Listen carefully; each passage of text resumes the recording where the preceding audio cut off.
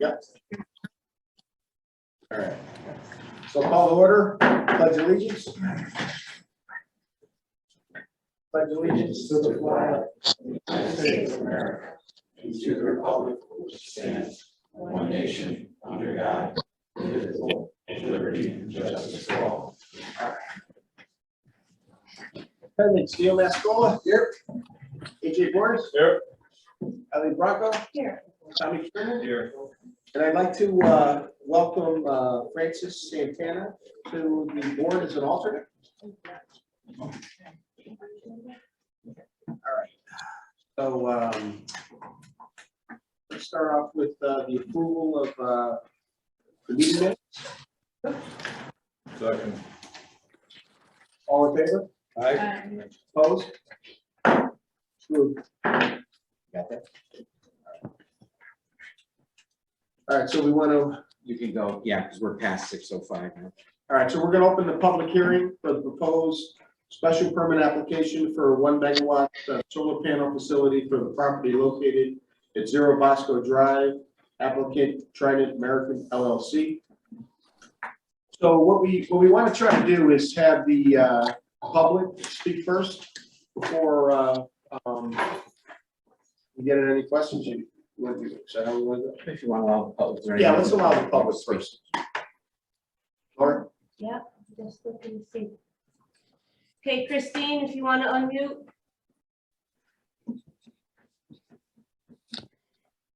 Christine Yanelli. Do you want to change the screen view? There. I got it.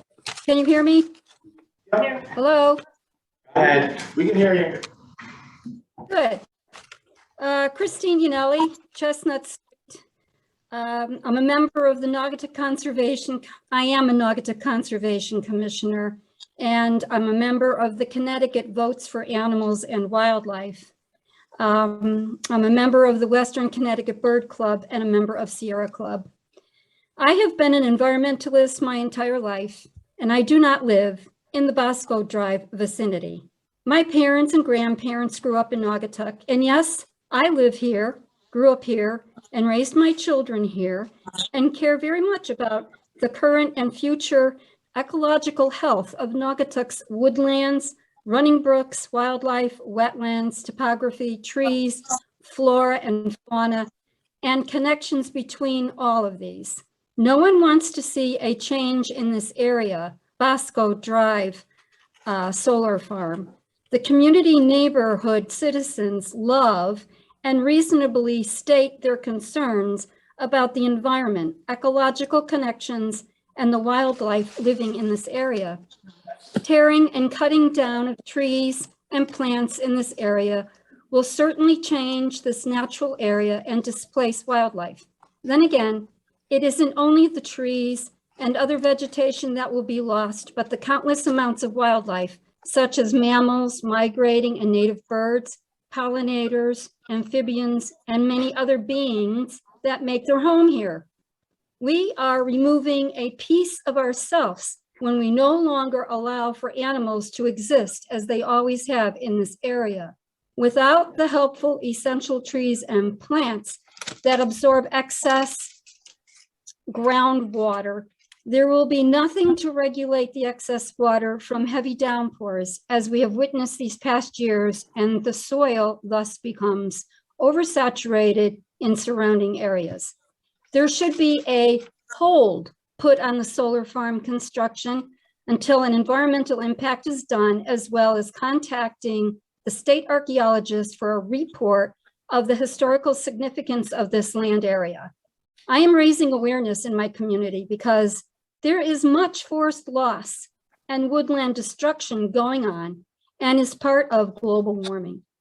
Forests that are intact help prevent flooding and droughts by regulating rainfall. Cutting trees and destroying plants has a very negative impact on our environment and the quality of our lives.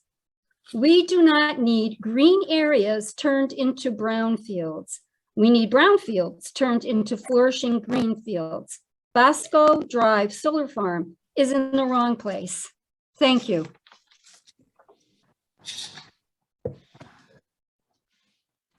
Next. Melissa Leonard. Hi, good evening. Thank you for having, continuing this public hearing. My name is Melissa Leonard. I live at 450 Guntown Road in Naugatuck. I just want to, I'm also a conservation commissioner, and I just want to echo all the sentiments that Christine Yanelli just made. I don't really have anything more to say, but I just want to say I agree 100%. This is not the appropriate place for a solar field.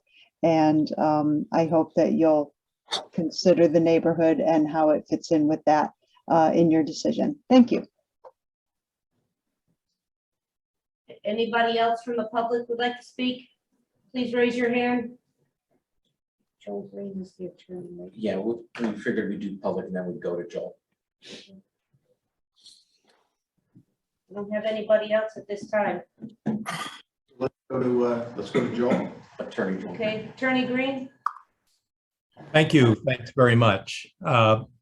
Once again, for the record, Joel Green of the Law Offices of Green and Gross, representing Inga and Anthony Oren, who own a budding property to the property that's the subject of this application. So I have a lot of comments, and there's a lot to talk about on this application. But, you know, I think fundamentally, I just wanted to comment. First of all, I appreciate the work that this commission does, and indeed all zoning commissions. And I know that you always have the best interests of your town in mind and of the borough in mind, and that the regulations are really your expression of what is just, fair, and reasonable in terms of the use of property. And I also appreciate the fact that you have tried to sort of embrace this clean energy idea with solar panels and the use of solar panels as a means of clean energy. So I guess the first comment I would make is that, you know, we look at solar panels and we look at electric vehicles, and there's this whole notion of you know, this is clean energy and this is progress, and I understand that. But I often wonder with electric vehicles and with solar panels, whether from dust to dust, whether they are truly, if you look more closely at what's involved with a solar panel and what's involved in constructing it and what's involved when its useful life is over, just as we look at car batteries, I often question, and I suppose it depends on who you ask, what the ultimate outcome is at the end of the day, and whether a Tesla is more environmentally responsible at the end of the day than a Suburban, you know, when you consider that. But I do appreciate sort of the progress and the progressive idea. But I wonder if this commission, when I look at the sort of the notes on your interpretation of your regulations, and I'll talk about that later, whether this is what you contemplated, whether you actually contemplated an 11-acre solar farm in a residential zone adjacent, right next door to properties such as my clients. Is this really, I find it hard to believe that this is what this commission had in mind when you interpreted that regulation to be like a transmission tower. Were you really thinking that a project such as this would result? And I certainly understand, you know, again, that we're dealing with solar panels and that you want to sort of cover this in your regulations, but I have to believe that you were more thinking on rooftops on homes or small installations in people's yards and residential zones. But I'm going to talk about the adoption and sort of the process later. For the moment, the first thing I'd like to talk about is, and the first question I have is, I note that the town engineer had comments today, and I'm in receipt of his letter, and I saw it on the website, a letter dated December 15th, wherein the town engineer lists a number of defects, or not defects, but missing information in the application. So I guess my first question for the commission, and I suppose the applicant, is whether the commission contemplates continuing this hearing further to allow that information, or whether the commission anticipates closing the public hearing this evening. So I suppose that's my first question, Mr. Chairman, because once again, I note that Mr. Stewart had requested quite a bit of information that would alter potentially the site plans and many of the things that we might address this evening. So we haven't made a decision on what we're gonna do. We're gonna listen to the comments and then make a decision. Okay, so so I would suggest then that I'll just put on the record, just so that the record is complete, that certainly to the extent that the commission does continue the matter, and to the extent that the plans are amended to incorporate some of the information that the town engineer requested, that obviously that the opportunity for public comment be held open to respond to those materials. It is also our position. So our position is that at present, the application is incomplete because it does not have a lot of the information that was requested. Another issue that I noted, and you'll forgive me because I'm really new. Well, I've been at this for 38 years. This is my first opportunity to appear in Naugatuck. So I'm, sort of, I've read your regulations, but I note that along with a special permit application, your regulations require the submission of an application for a certificate of zoning compliance. And I don't see such an application accompanying this application based on the materials online. Is the commission or the zoning enforcement officer able to confirm whether that document was submitted by the applicant? We do not have that, but we generally issue zoning compliance certificates after. Okay, well, I just want to note that amongst the application requirements, when it is submitted, under 33.3 of the regulations, application for a special permit shall be submitted in writing to the zoning enforcement officer, shall be accompanied by an application for certificate of zoning compliance. So I would suggest that that had to happen at the time that the application for special permit was submitted, unless there's some other regulation that I'm unaware of. So I would submit that. The next piece that I wanted to get into was, I note that the applicant's drawings are also incomplete in many respects. And among them are, I note that in reviewing the site plan, the applicant has not dealt with the issue of lot building coverage. And in reviewing the application documents, I note that the applicant does not provide any data at all on coverage for the proposed development. Under your regulations, there is a definition of building, and it talks about a structure having a roof supported by columns, but it also says, except as otherwise indicated, building as used in these regulations shall be deemed to include structures. The definition of structures says a structure shall mean anything constructed or erected which requires location on the ground or is attached to something having a location on the ground. And then it talks about other than stairs and landing. I note that solar panels are not excluded from that definition.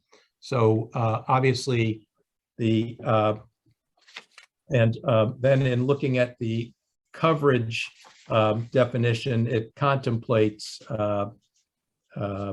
building area.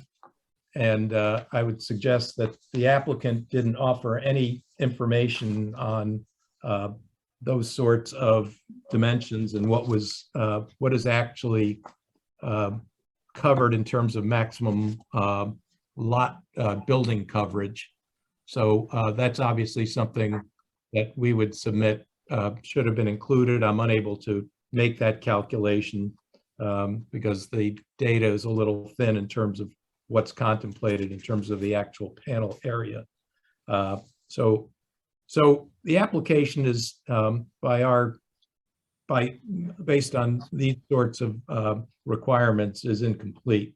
The next thing I wanted to talk to you about, and I don't know if the commission has any questions at this juncture on anything that I've raised thus far. No, keep on going. Okay. Hearing none, I next want to talk about some of the reasons why my clients and I believe that this application really should be denied. I note that under section 33.3, the requirements for a special permit are set forth in the regulations. And in section 33.5 and 33.7, 33.5 provides general considerations for this commission. 33.7 speaks to general standards, and 33.5 says, in addition to the general standards and any special standards for particular uses that may hereinafter be specified, the Borough Zoning Commission shall consider the following before acting on a special permit application. 33.7 speaks to general standards that shall apply to all special permit uses. And 33.5.1 requires this commission to consider the size and intensity of the proposed use and the size of the lot on which it is located. And this goes back to my original comment as to this intense use of an 11-acre parcel for a massive solar farm facility in a residential zone. And we would, I mean, I can only say that if I put myself, and I would ask you to put yourself in the shoes of my clients being right next door to this facility, and just the size and mass and intensity of this use sitting there. And I know that the applicant had submitted a sort of a projected photo from my client's property. And I would be, I mean, I think it's kind of horrifying the way the forest is completely eliminated by virtue of this project. So I would urge the commission to consider that in looking at this application. The next issue that I'm going to go a little bit out of order here, but I have Mr. Trinkus back, and I note that the applicant had provided a response to Mr. Trinkus's letter to the commission dated November 16, and the applicant had provided comments to that. Mr. Trinkus is with us tonight, and although he is presently on the West Coast and it's only 3:30 there, I'm going to ask him to check in. He has had an opportunity to look at the comments. I had forwarded the engineer's comments as well. And so on the issues of, and this goes to 33.5.7, which speaks to drainage and erosion problems, and also 33.5.12, which speaks to drainage considerations that shall include effects on land which the drainway passes through, and also the effect on those offsite areas ultimately receiving said drainage, whether within the development or not. And I've asked Mr. Trinkus to comment both in terms of the response by the applicant, but also to sort of go through some of the salient portions of his report that address those two standards. Good evening, members of the Zoning Commission. My name is Steve Trinkus. I'm a licensed professional engineer with an office in Southbury, Connecticut. And as Attorney Green pointed out, I'm out here in California for a conference. in reviewing the applicant's response to my letter, many of the issues remain very much unaddressed. Your town engineer brings up some very valid points, which I'm in concurrence with. His initial comments concern the soil borings done by the applicant. They had a geotechnical consultant go out to the site with the exception of B1, which was done in the corner of infiltration basin number 1, the closest one to Bosco Drive, and that's shown on, I think it's sheet GD1, the first grading plan. They found refusal, which is taken as another word for bedrock, at 4 feet below the bottom of the basin. On the upper side of the basin, that basin is almost 4 feet below grade. The DEP manual requires a 3-foot separation to either seasonal groundwater or bedrock. So if you have bedrock at 4 feet and your cut is almost to 4 feet, you simply are not in compliance with the standards of the DEP manual from 2004. It's particularly critical for infiltration practices to have an unsaturated zone under the basin for some place for the water to go to. And if you've got bedrock, you're not going to infiltrate into bedrock. Furthermore, the eastern basin, which is shown on sheet GD2, there is no test boring in that basin at all. Many of the test borings were done within the area of the array because the post systems for solar arrays need to be put into a certain depth where the soil resistance to the posts will prevent uplift forces, i.e. the wind on the panels. And that's the primary purpose of the geotechnical evaluation. Mr. Stewart also brings up a concern of these 2-level spreaders, primarily the one for the basin closer to Bosco Drive, because it's right above a steep slope that is right above a residential house. The applicant's detail for the level spreader is it's a stone-filled trench with a very low earth berm now covered with an erosion blanket on the downhill side. I will tell you, based on 4 years of designing and seeing things in the field, it's nice that we can think that we can grade an earth berm to be absolutely dead level from one end to the other, but it never stays that way. Dirt simply settles over time.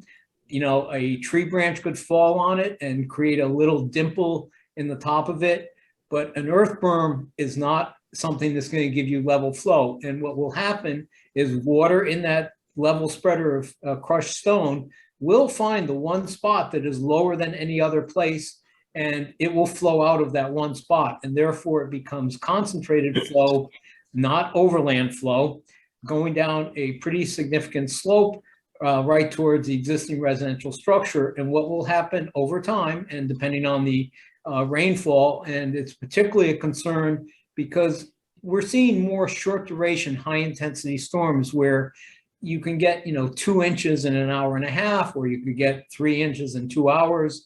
But you get a lot of water in a hurry. And what will happen is the concentrated flow will cause erosion of the upland slope, and that eroded material will wind up being deposited somewhere downstream, possibly in the neighbor's yard or against their house on the western side of the basin. On the eastern side of the site, similarly, that level spreader is above a steep slope. And again, these slopes naturally, under the wooded environment today do not see concentrated flows because the trees, whether the leaves are on them or they're just the branches now, do break up the rainfall falling on the ground. Plus you have a litter layer under the trees, and that litter layer is really nice, fluffy, organic material, mostly decomposed leaves, which you'd kind of expect in a forest. And therefore you never get concentrated flow in the wooded environment. And I'd like to just point out for the record that, in addition to being a licensed engineer, my Bachelor of Science in college was forest management. So my comments regarding forestry and what happens in a wooded environment are as an expert in the field of forestry based upon my education. So these level spreaders are not going to give you level flow. They're going to wind up with concentrated flow causing erosion and downstream sedimentation. This occurred in a solar array in East Lyme that I was retained to review after the fact. And even 4 years after it was built, there's still issues with concentrated flow coming off the developed solar array. But during the construction period, they had two back-to-back about 1.5-inch rainstorms and 30 acres of bare soil and about 400 metric tons of sediment washed into the Niantic River that was 4,000 feet away. So to get a sediment plume almost a mile away, you know, it doesn't take much on a site. And again, you're clear cutting the site here. Some of it is meadow, a lot of it is woods. The current topography is also generally running in multiple directions. Some of it runs to the west-southwest, some of it runs due south towards our client's property, and further areas drain to the east. Now, the detail that the applicant shows for this level spreader system, this came out of the state of Maryland. This is a stormwater standard from Maryland, which our Connecticut DEP has adopted. However, the idea is per Maryland is that there is a stone-filled trench, and they don't really dimension it, that is built under the two drip lines of the array. Typical arrays have two sets of panels with about 1 inch or 1/2 inch gap between them. They're about 1 meter by 2 meter panels. And the trenches are supposed to be level. So they have to follow the contour to be level.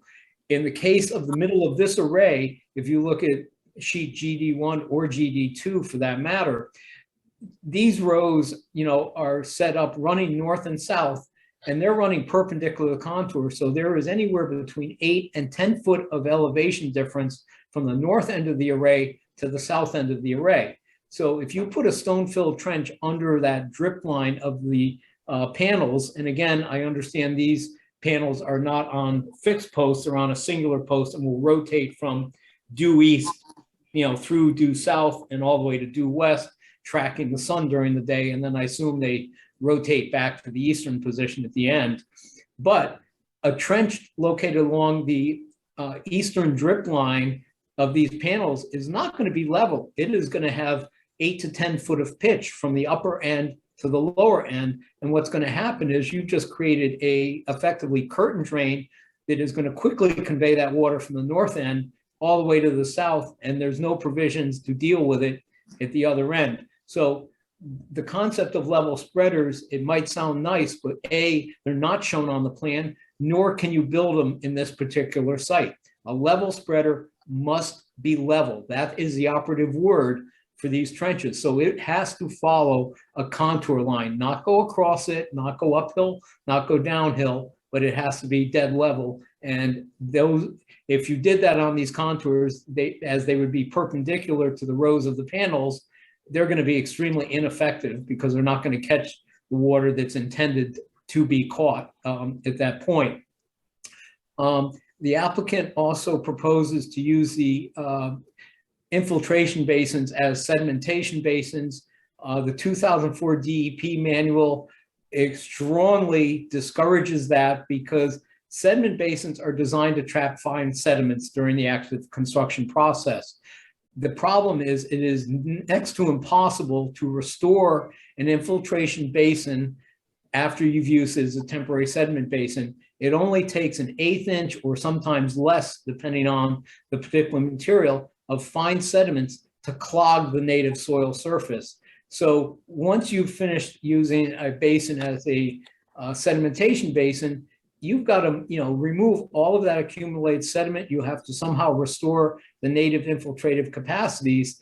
And it's nice in theory, it does not work in practicality. Additionally, the DEP manual, again, strongly suggests that infiltration basins are designed to infiltrate the water quality volume and not have all of the water directed to them. In going to a lot of low impact development conferences, and that's my area of expertise, there have been numerous case studies in the past 7 or 8 years where infiltration basins were built and all of the stormwater from a particular development was directed to them. And these basins were actually located in sand and gravel soils, very good infiltrating soils. And because all of the water was directed into them, it stirs up the surface, and these basins failed within a year to 2 years after being constructed because they are not designed to accept all water like a standard detention pond. In the geotechnical report, they're again taking soil infiltration data from the NRCS Web Soil Survey. It is not based on field testing. So, you cannot use that soil data. The NRCS data has a wide range of infiltration rates, or sometimes an order of magnitude from the low end to the high end. You need field infiltration rates, and we don't have them. Additionally, infiltration basins must have a forebay to trap sediment and other organic debris which can clog the infiltrative surface. These basins do not have a forebay at all. Let's see. I made a bunch of comments in my review letter about decommissioning plans, and the applicant's response is, well, we're going to provide a decommissioning plan subject to Eversource's approval. Well, here's the reality. These solar arrays have to be taken apart after 20, 25 years. And these panels are not easily recyclable. There is a company in Falls River, Massachusetts that does all kinds of large scale recycling, and they will accept solar panels. But whoever has the solar panels is paying this company $55 a panel, giving them to this company. Whatever materials the company gets out of the panel is the profit of that company. So there is a substantial cost to the owner of a solar array in the decommissioning. And if there is no bond or there's no accurate estimate of a decommissioning plan, in 25 years, you may find that the entity for this solar farm is no longer legally viable. And you've got a solar array that is sitting out there, not generating power, and yet nobody's coming to take it apart. So then that falls to the borough of Naugatuck to either leave it in place, which is not an environmentally sound idea, or to pay the cost of decommissioning that and getting rid of the panels. Other places that these panels go is either to landfills, or they are shipped over to third world countries where if you're, I guess, living in a poor mud shack somewhere in Africa and you have no power whatsoever, putting a panel or two on your roof that gives you a little electricity is great, except then the disposal problem becomes another country's problem and not ours. So the decommissioning plan needs to have a dollar amount affixed to it of what the reality cost is. And there should be a bond required by the municipality to ensure that that you have that bond for the duration of the project, so that if the developer is no longer around in 25 years, the town has, or in this case, the borough has the funds to, restore the site. This is partially a forested site. And I think this was raised at the last public hearing that, a forest does not happen overnight. A forest is a series of successional growth from a meadow. Mother Nature does not like a vacuum. So you start out with, a mowed lawn as an example. If you don't mow your lawn, it's going to kind of turn into a meadow. As it goes from a meadow, you'll get some larger herbaceous plants growing there. You'll get some brush coming in, and ultimately you get two types of trees: early successional, which are poplars and beech that grow in bright sun. And then you get northern hardwoods, which are more shade tolerant, and they eventually colonize the area, and the younger trees that can only handle sunlight die off. But that process takes 25 years to occur. So restoring a site under these solar arrays, basically what the developers really mean is they'll take everything out of there, they'll rough grade it, they'll seed it with grass, and they walk away. So you're not getting a restored site to what the condition is today. And I completely agree with the first person, Christine, I believe, that spoke about, the environmental aspects. A forest provides tremendous reduction in carbon storage, both in the trees, any other vegetation, and in the soils, sometimes down to a meter. And when you clear cut that site, whatever has been stored in that soil is basically lost, and it doesn't come back for, again, years later until the ecosystem is redeveloped.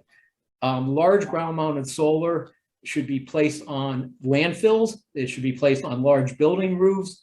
But this follows up with Attorney Green, cutting down a forest, if you're concerned about carbon dioxide, is the last thing you should do, because a tree between 10 and 80 years old, which is the average lifespan of a New England forest, will sequester 48 pounds of carbon per year. And on average in New England, there's 100 trees per acre. So it's easy to do the math out of how much loss of carbon storage that you are losing when you clear cut a forest.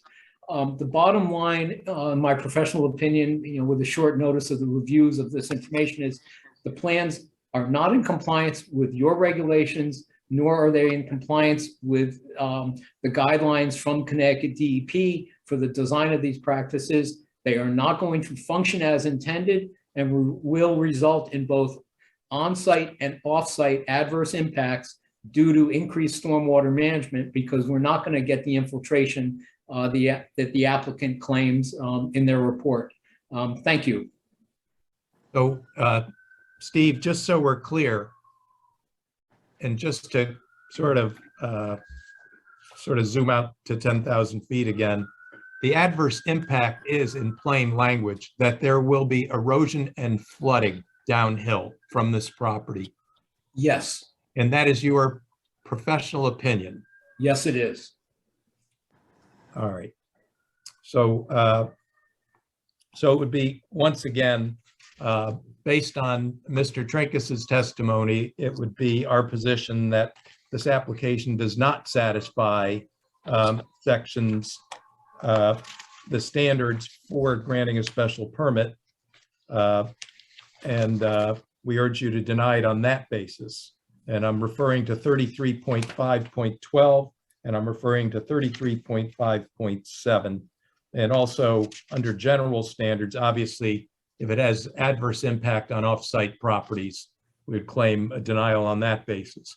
Now, just to follow up on Mr. Trinkus's comments, I note in reviewing your regulations that you specifically say under special permits, and actually they're on the specific sections that you, I guess, recently adopted regarding New Haven Road and Rubber Avenue, or I guess more recently than the original adoption, that this commission specifically finds that stormwater management plans must comply with the DEEP standards. And I would suggest that a similar interpretation by this commission in a residential zone would be appropriate and actually require equal protection, so that obviously we would suggest that the commission should similarly require that this development fully comply with the stormwater manual, which once again is known to the engineering world as the best practices. So that covers the erosion issue. The next issue that we'd like to get into relates to section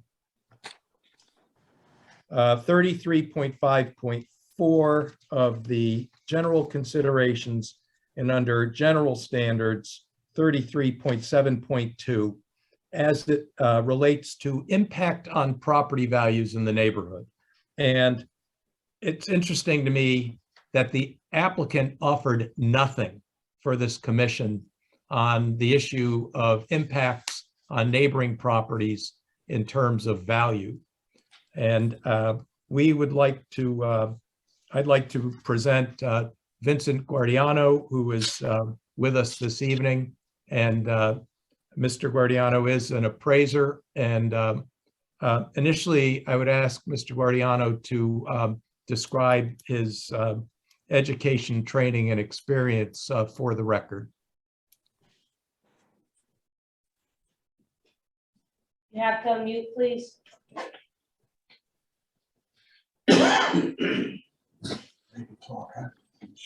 Can you hear me now? Can everybody hear me? Yep. Okay, thank you. I'm sorry, my name is Vincent Guardiano. I'm a commercial real estate appraiser. I've been doing appraisal work for approximately 20 years. I've done been working in the Valley in New Haven and the Upper Fairfield County area for like the last 25 years, doing mostly residential and commercial real estate appraisal work. I will say this, that in my experience, I've also served on the Planning and Zoning Commission in my hometown for 10 years in Derby, Connecticut, and have been involved with a number of highest and best use analysis for similar situations like this. Okay. And what I was hired to come and look at the impact of the effect of putting a industrial landscape along a residential property. And in general, let me just speak generally speaking, because I just want to specify, I did not do a direct impact study on this particular property. But in general, I'd like to talk about a couple things. Anytime you have a residential property that's going to be impacted by something outside of the property, okay, it's generally going to have either a positive or a negative impact. In this particular case, you're going to have an industrial use, an industrial landscape of this solar farm, okay, adjoining residential properties. And in general, that's a classic example of what we call external obsolescence in residential appraisal work, okay? And what that means is most types of residential appraisals, there's a number of things that can affect value. Obviously, physical depreciation can affect value. Functional obsolescence can affect value. An example of functional obsolescence would be if you have a house that only has one bathroom with 5 bedrooms, okay? Obviously, you have a deficiency in the property because you need more than one bathroom in a 5-bedroom property. In this particular case, you have what they call external obsolescence, and it's classic, okay? If you have the option of buying a property that is located, and let me regress a little bit. External obsolescence has to do with influences outside of the subject property itself, okay? So if you have a residential home and you're situated in a residential neighborhood, such as we have here, if you have the opportunity to buy this house, and in this particular case, you have forestry, or if you had some housing there, okay, what would be the difference between buying that house or buying another house in a similar neighborhood that would have a factory across the street or commercial, high-speed residential commercial use across the street? Obviously, no matter how you look at it, okay, that property that doesn't have the negative influences on it will be worth more, okay? Particularly in this particular market, as we all know, it's been a buyer's market. There's been no properties available, okay? What happens 2 years from now when this COVID virus is all gone and property values start to stabilize, okay? If you have the opportunity, and it becomes all of a sudden becomes a seller's market, okay? Becomes a buyer's market, okay? And you have properties that you have a choice, okay? Which property would you choose? Would you want the property that's behind a beautiful residential property or forestry? Or would you want a property that's behind an industrial complex? Okay, it's pretty obvious, okay? So no matter what anybody tells you about the studies that are done for this type of property, okay, it's always, it's common sense. Put yourself in that position. Where would you want to be? Would you want to be the house that's facing the factory? Would you want to be a house that's facing an industrial landscape? Or would you want to be a house that's facing other residential properties or a beautiful forestry landscape? Okay, it's common sense. Okay, so the question is, does a property that's impacted by a solar panel, does it affect the value of the surrounding properties? Put yourself in that position of a buyer. Which one would you affect? Which one would you consider as something that's going to influence your neighborhood. If you were the one of the property owners directly around this property, okay?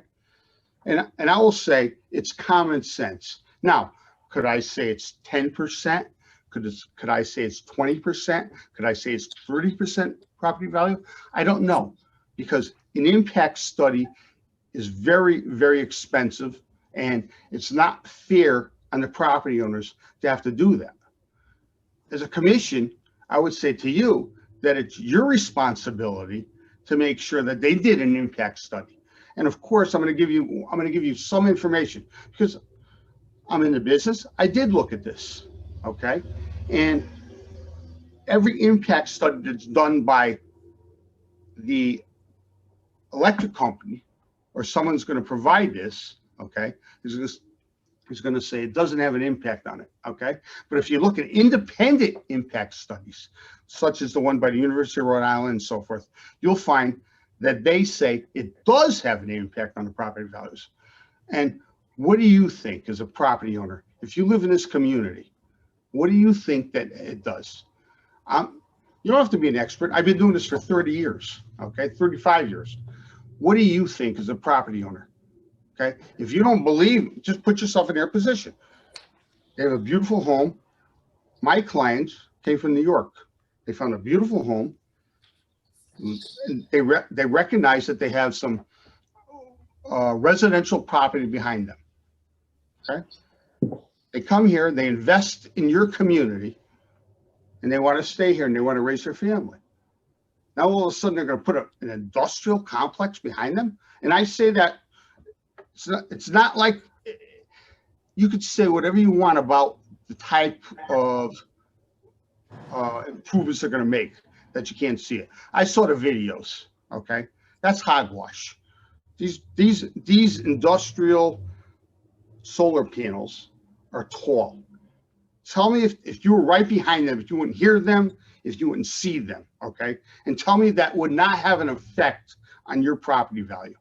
Okay, if you could say that honestly, okay, then you know what? Then no matter what I say is not going to matter. Okay, because you know that is not the case. No matter what you say, that will have a negative impact on property values around it. Now, the other thing I want to say, as far as being a planner, if you look at the situation that you have over here, you have your X amount of acreage with this subject property. North of that, you have another piece of property owned by Naugatuck. To the east of that, another piece of property owned by the state of Connecticut, okay? And to the east of that property, you have, I'm looking at my, excuse me for 1 second, I'm looking at my GIS, okay? You have a strip of land that extends all the way to the Whitmore Glen State Park Reserve, which extends to Route 63. Okay, you have a piece of property that, if you had any idea of what you're doing, okay, you would never put a industrial property right there. This is a perfect connection, okay, to connect Route 63 to the forest land on the other side of the state. Excuse me, of the city. Okay, that would bring you an extension all the way to Bosco Road, which would extend to Cordell Road. Okay, this town of Naugatuck, or the borough of Naugatuck, is missing a golden opportunity here, okay, to extend their open space. And after you just heard the information provided by our engineer, okay, about the effect of what the solar panels would do on the environment. This would do much more if the town would acquire this property on its own. Okay, my recommendation is to acquire this property because you're missing a golden opportunity. But either way, the use of a industrial situation within a residential zone is not fair to the surrounding property owners, and it's an embarrassment to the town of Naugatuck, the borough of Naugatuck. Okay, this does not belong there. Okay, and that's my professional opinion, and I've done this for a long time. If anybody wants to argue or debate this with me, I'm available anytime you want to talk about it. Okay. This particular use this would be if you were studying land use development in a college performer, anybody want to take this, they would look at this as the worst situation you could do. And I hold it upon you folks because I was there. Listen, sometimes you're going to make a decision, okay? Sometimes you have to make a decision. And this is not the best use of this property. It's an embarrassment, okay? And this would be a classic example of what you don't do, okay, in the land development. And if you have any questions, I'll be glad to answer anything you have to talk about. So once again, section 33.5 under general considerations requires that this commission consider the effect on property values, and that's in 33.5.4. And under general standards, 33.7.2 of your regulation says that the site plan and architectural plans shall be of a character as to harmonize with the neighborhood, to accomplish a transition in character, and it says to protect property values. So Mr. Guardiano, in your, based on your education, training, and experience, then just for the record, it is your professional opinion that this proposed development does not achieve either of those objectives. Is that correct? It severely impacts, and the studies made out there, which were brought up in the last meeting, about the influence on the damage to property values. And as it gets further away, it gets diminished. But the property values surrounding this property are severely damaged, in my opinion. Okay. It's called economic obsolescence, and it's classic. Okay, Thank you. there's no argument about it. It's classic. Thank you. Mr. Chairman, I don't know if any members of the commission have any questions for Mr. Guardiano or for Mr. Trinkus. No. Thank you. Okay. So, you know, these are matters, especially on valuation, which the applicant utterly failed to address in any way. And, you know, there's, as I've watched this commission over the last few hearings, I know that you recognize sort of the process for public hearings. And I often, you know, I talk about this, and I've done quite a bit of work on this, and this is a public hearing. It's not a workshop. And so the ordinary flow of business, and as I know this commission recognizes, is that the applicant submits an application, it presents its application, the public has an opportunity to comment, and then typically the applicant has an opportunity to respond. Now, I appreciate the patience of this commission, and I appreciate kind of the practical considerations. And indeed, you continued this hearing to this evening, which we appreciate, and gave us an opportunity to review the applicant's materials. But I would suggest that the commission not allow the applicant to now essentially file a new application and sort of fill in these infirmities in its application, because these things end up becoming very circular.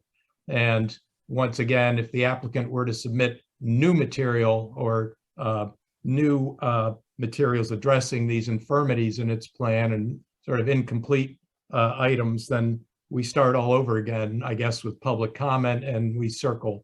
So I would urge the commission not to continue the public hearing for that purpose. But the next thing I want to talk to the commission about, and I'll try to go quickly because I appreciate the courtesy of your hearing me and allowing me this time. And I don't mean to, and again, I respect your time. But one thing that can't be overcome by the applicant is the fact that the proposed use does not comply with the language of your zoning regulations. Specifically, there is no section under land uses that allows a solar panel array such as this in this zone. It is not a permitted use. Now, I am familiar and I've reviewed your regulations regarding sort of the process here on interpretation of zoning regulations pursuant to section 3.6. And once again, I understand that this commission is trying to do the right thing for this community in addressing solar panels. But let me just, I just want to talk about this sort of legal issue that exists in your regulations. And it goes like this. Your regulations in section 54 have a sort of a very good process for the adoption of zoning regulations. And there is a process that you have that talks about standards for amendments, and it requires a public hearing, and it requires public notice, and it apprises the public of really what you're doing. And once again, your regulations are an expression of what is just, fair, and reasonable. Now, on the first bounce, I will tell you that during COVID, I reviewed your regulations, and there is nothing in your regulations online as they exist that talks about any interpretation of the section pertaining to land uses that would allow solar panels. So that's item one. So it is not published on the website and published in your regulations. So the public has no idea of that interpretation. So your regulations say in section 3.6 that that it discusses this concept of when a question arises as to the exact intent of the regulations, the zoning commission shall by resolution determine the precise meaning, giving due consideration, among other factors, to all applicable sections of these regulations and previous interpretations made by the commission. But what actually happened here was back in August, under new business, you had this interpretation in your regulations, and you considered this interpretation, which was presented by Mr. Carter. And I did speak to Mr. Carter because I was curious about it. First of all, there's no file and there's no documents regarding the interpretation. So there was nothing to look at. And that's, I didn't go to the office, but that's what my understanding was from him. And essentially what happened here was it was, again, under new business, and it spoke in terms of, and I'm just going to go to the agenda that you had. And it said under new business, commission interpretation requests that a private 1 megawatt solar generator project is a transmission facility as categorized in section 23. So I would suggest, first of all, that there was no public hearing on this item where you issued this interpretation. And essentially, and you'll pardon me because I don't mean to be critical, but there's an old saying where basically, in this case, the commission basically said that an elephant is a giraffe because we're talking about transmission towers and an 11-acre basic, look at this site plan and look at the volume of surface of solar panel that exists on this 11-acre site. And this commission, by interpretation, essentially changed dramatically the meaning of your zoning regulations. And once again, there was no notice of a public hearing or ability of the public to participate. And yet I see that in the minutes of the meeting that I see that an attorney Fitzpatrick was able to participate in the hearing. Certainly my clients did not have notice that this would be a public hearing process, nor did they even know that this was going forward. I understand that there may have been a notice, but under new business, this didn't begin to educate the public about the notion that you were going to start calling transmission towers solar panels and vice versa. So that's item one. I note that in the minutes, it says in the minutes that the solar panel array, it would require 5 to 10 acres. And yet in this instance, you have 11 acres. And you also in the interpretation spoke to an interpretation that a solar panel project that is privately owned and under 1 megawatt in size. Well, what does that mean? Does that mean that if the General Electric Corporation or any publicly traded corporation owned the property, that they could not have a solar panel array, but a privately owned piece of property can have a solar panel? Does it mean that the town of Naugatuck, for example, a municipality in a residential zone, cannot have a solar panel, but a private citizen can? So in that instance, and I know you're familiar with this concept, so I won't spend a lot of time, but you're regulating the user and not the use, when really it's the use, it's the solar panel, and who owns it should not be a factor. So I take issue kind of with what was done and how it was done. But significantly, I would suggest that a court would not allow this sort of, it's basically a text amendment, where basically using this interpretation, it allowed solar panel use, which in my view is sort of and with all due respect, again, is sort of a tortured interpretation of transmission and communication tower. And once again, the public did not have a full and fair opportunity to understand the impact of what really is a text amendment, didn't have an opportunity to comment, although I guess some of the public was allowed to comment, but it was certainly not a public hearing. And I note in looking at your agenda that evening, you had a public hearing on other items, and this was under new business. So my understanding is new business is generally considered by commissions for future action and not present action. And then finally, the next day, a notice was apparently published in the Republican American, where it said, approved an interpretation request that a solar panel project that is 1 megawatt or lower in size is to be considered as transmitting power, such as transmission and communication towers, as categorized in section 23, permitted uses in the Naugatuck zoning regulations. And yet it's not until this kind of project lands next door to one of your residents that anyone really understood what happened. And once again, anyone going to the counter couldn't look at a file. There was no plans, no sample text.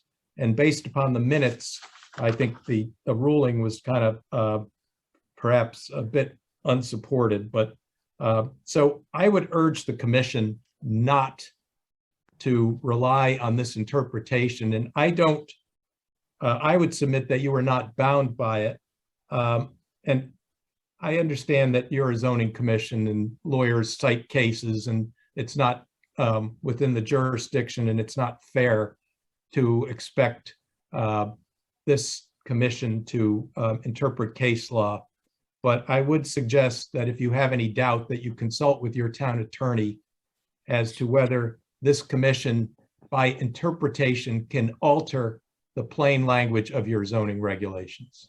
And so I urge the commission to deny this application. And once again, I cannot emphasize enough that I respect the work that you and all zoning commissions do. I understand that you're trying to do the right thing in your town. I understand that you are trying to consider alternative energy options, but it is inconceivable to me that this commission knowingly sort of opened the gate for basically a commercial industrial use in this zone next door to my client's properties and so many other residential properties, and open the door for this to occur indeed on any property And I also would adopt the comments by so many of your residents as to that there are so many locations in your town where this would be a great use, but the impacts on environmental concerns, on character, and as we've shown on property values, are really ones that this commission should listen to in denying this application. I thank you for your generous patience. I'm happy to answer any questions you have at this point, and thanks for hearing me. Thank you. Commissioners, any questions? No way. Mr. Chairman, may I address the commission? Yes. So for the record, Ned Fitzpatrick, Commission Counsel. With regard to the process, my suggestion is that and I'll leave it up to the commission, the chair and the members. If based on the report by Mr. Stewart, which I believe is dated today, is that right? Is that December 15th? Based on the report of Mr. Stewart, my suggestion is that the commission should extend the public hearing to allow the applicant an opportunity to respond to Mr. Stewart's comment. And that also allows the neighbors and the members of the public an opportunity to hear those responses and to air their replies to those responses. I think that's the practice of this commission for the last several decades, and that's the way it's been done. And I think that's a fair opportunity for everyone to get their positions on the record and to alert the commissioners as to what their positions are. So, Mr. Chairman, that's what I suggest as a matter of process. I'd recommend that you do that. There are other comments that were made that affect interpretation. My recommendation to that is when you get into deliberations, I'll address all those issues. I have some questions for staff, which I'll address with staff. May I just respond briefly, Mr. Chairman? If I may, I think that Attorney Fitzpatrick's comments are well taken, and I think that he presents I think it's sensible to do what he has recommended to the commission.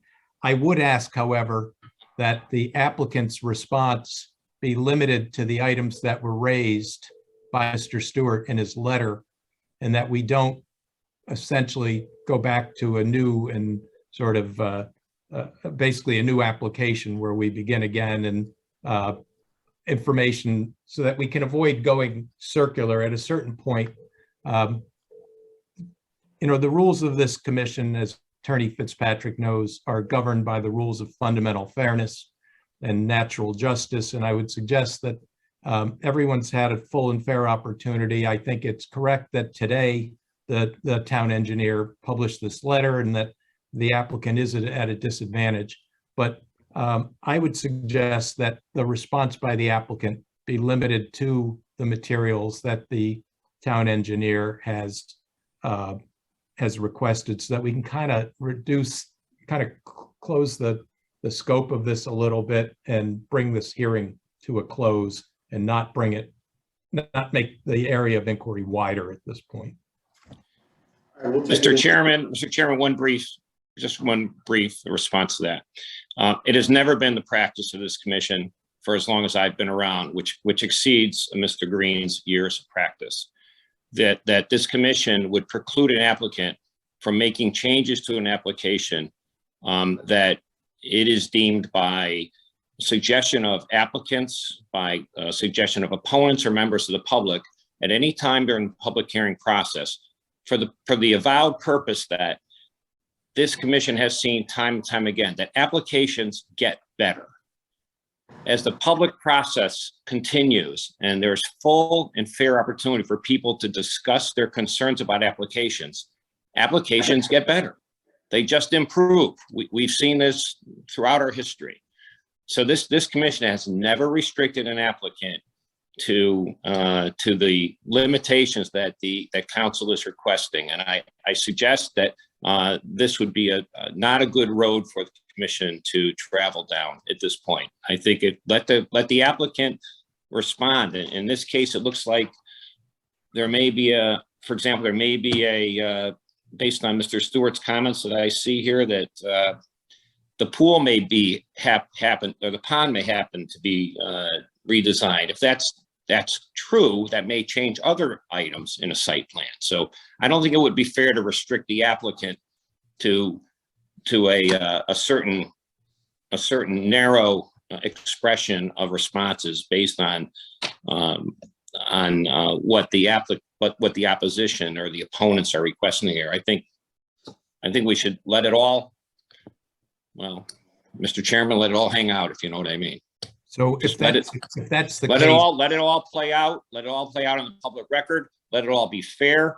Let it all be full, and let there be examination. Let there be a critical analysis, and let's get it on. Let's just move on with it. But let's let it all take its course. That would be my recommendation. if that's the case, Mr. Chairman, can the commission at least set a date by which the applicant must submit the materials to allow the public, including my clients, a full and fair opportunity to respond in advance of the hearing? Reasonable. I suggest you ask the applicant what would be appropriate, Mr. Chairman. Fine. That's fine. How much time does the applicant need to respond to Mr. Stewart's comments and any comments the applicant has heard this evening? And how much time then would Attorney Green's and his client need to respond to them? It's reasonable.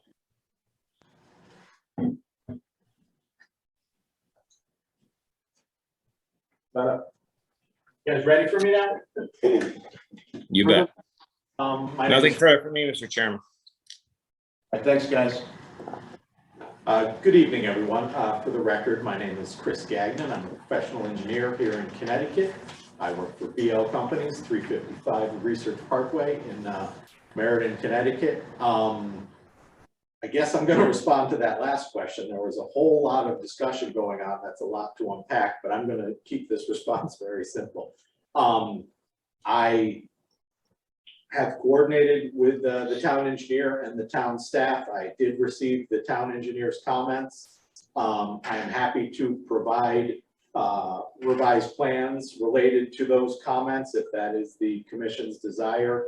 And I will submit the plans to the town engineer with plenty of time for him to review and respond prior to the next hearing. I believe that is the most appropriate course of action. I don't want to put anything on Mr. Stewart's plate that would put him under the gun time-wise, so I will respond to his comments with ample time for him to review prior to the next hearing. So that would be how I would respond to that statement. Well, we'd also want to make sure that the council, and certainly council and his engineer, has an opportunity, ample opportunity for them to review your comments along with Mr. Stewart's sort of response to your comments, I suppose. Isn't that the whole idea here? Are we going to be able to structure that in a time frame that would work? I mean, for example, Mr. Gagnon, can you respond within 2 weeks,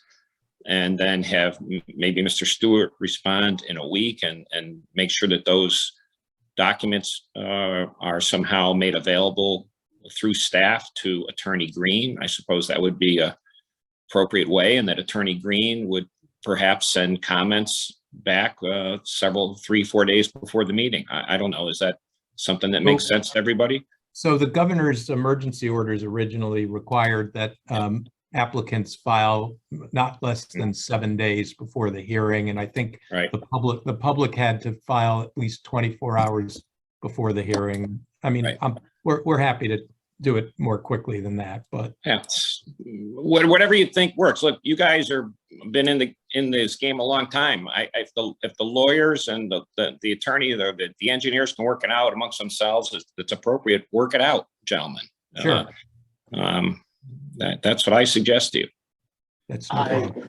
have every desire to wrap up this entire process, not that I don't enjoy coming and visiting you guys every month or so, but I have every desire to wrap up this process as quickly as possible.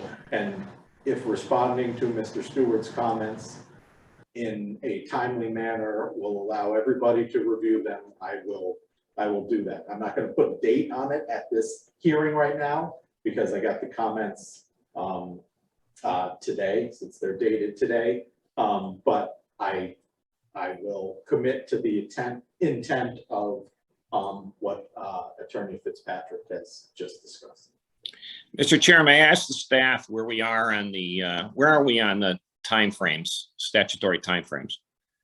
This meeting, we've used 22 days of extensions. So that Okay, means so we have 40. 43. Okay, Next mid-January, which we'll probably use, can't remember, it's the 16th of January, but we'll use approximately another 30 days at that point. It is actually the 19th. Well, it's the 19th, so that's about 34 days. So we have 43 days. If we Okay. have anything at the next meeting of January 19th, we would only have a few days after that we would have to close the hearing after that. So all right, I- well, we could use that as a sort of, worst case scenario. If we had that, we've had special meetings in the past, where we've had to do things. If we had it, we'd like not to have two meetings, especially in January with weather concerns, but if we had to, we could. But if we can get the public hearing at least closed next month, I think that would really help everybody. Yeah, in essence, we have till about January 23rd, I would guess. Or 24th, somewhere in there to get the for the public hearing to close by the statutes. Which our next meeting is January 19th. I would guess I would ask that we ask the applicant to try and get stuff to us. You've got to respond to what you're gonna see. And for us to be able to get it up publicly. I mean, we do post everything on the internet as soon as we get it. We're trying to make everybody happy. No one's willing to give a date, so I would suggest that we want an answer or the comments back from Mr. Gagnon by probably January 10th. And would that give you ample time for a couple of days? Or I'm not sure if the 10th is what day of the week it is. Let me look to see. Now we gotta see you on a It's a Sunday Monday. too, is that what? Oh, that's a Monday. No, I will get the responses back before, I will get them back next week, so it's done before. So why don't we put a number on that? Why don't we just say by Christmas, you'll have the responses, or by the 20th, or can you have them done by the 24th? And then I'd like to get them out. The 23rd, you'll have a revised set of plans. All right, and then Jim, are you here that week, Jim Stewart? Mr. Scrooge. We're not here. Friday, we're not here. All right, so. Yeah. 23rd is Thursday. Week. Yeah, so listen, everybody understands, we're not here on December 24th, we're not here on December 26th. So. That's why I asked the question. I knew you were out a few days. So we're looking at maybe Jim Stewart doing a review and responding by what, the first week in January, James? Yes. Yep. All right, so then that report and that response can be provided to the applicant, the neighbor and his counsel. Could we arrange to have that done? Yeah, and Mr. Green would have to send me an email, and then I could email any documents directly to him if he'd like. I'm happy. Attorney Green, do you hear that? Good. Oh, I'm going to suggest this, Mr. Gagnon, if you can provide your updated to me by Tuesday, December 28th. That should give an ample time for Mr. Stewart to be able to see it. At that point, make his opinions probably the first week of January, which give plenty of time, almost 18, 19 days probably, for me to provide that information to Mr. Green as soon as Mr. Stewart was to give it to me. And then the commission as well. The commission, I will provide it to you, of course, right away. anything I'm emailing out, I'll CC you on that, so that you're seeing the same. From Mr. Stewart. Great. Everybody good with that? And All right. what about, sounds like a plan. and Mr. Gagnon's reply, we'll get to them also, correct? Not just Jim's review. Yes, yes. Everything. Yeah. Mr. Gagnon, Yes. I will send it. Yes, yes. Yeah. That's- Mr. Stewart, yeah. I will send to you also. And if there's another reply, after Mr. Stewart replies, if Mr. Gagnon replies to that, let's get the information out if we can to Attorney Green and to, I assume Attorney Green, you communicate that to your engineer, is that how that would go? Yeah, so can we have everything by like January 7th or January 10th or something?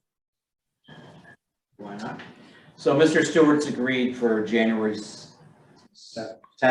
I'm Or on, I'm January. on vacation starting the, I believe, the 14th, so I'm gonna have everything done by that date. Yep, but how much, what's the day of the hearing is what, the 19th? Yeah, that's Does that give you enough time, counsel? No, I would, The week of the 3rd, if I get it, before January, I'll get it done the first week in January. So That's Mr. great. Gagnon told us December 28th. You'll have it. thank you. You'll have it. counsel, that works for you? Yeah, that's fine. I appreciate it. Okay. Thank you. I appreciate it. Thank you very much. Very well. Perfect set of plans, so it'll be very easy for you. And, happy holidays to one and all. Yeah. Thank you very much, sir. So we So we'll continue the continue hearing. the hearing till January 19th. We're gonna continue the hearing till January 9th at 6:05. Correct. So Jim will be next meeting? I don't believe so, but I'll have a review for you, and you're just closing, listening to final comments and you're closing the public hearing, so I'll be here for the one after that for discussion. All right.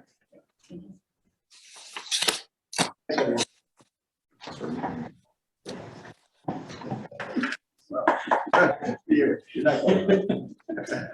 Better go.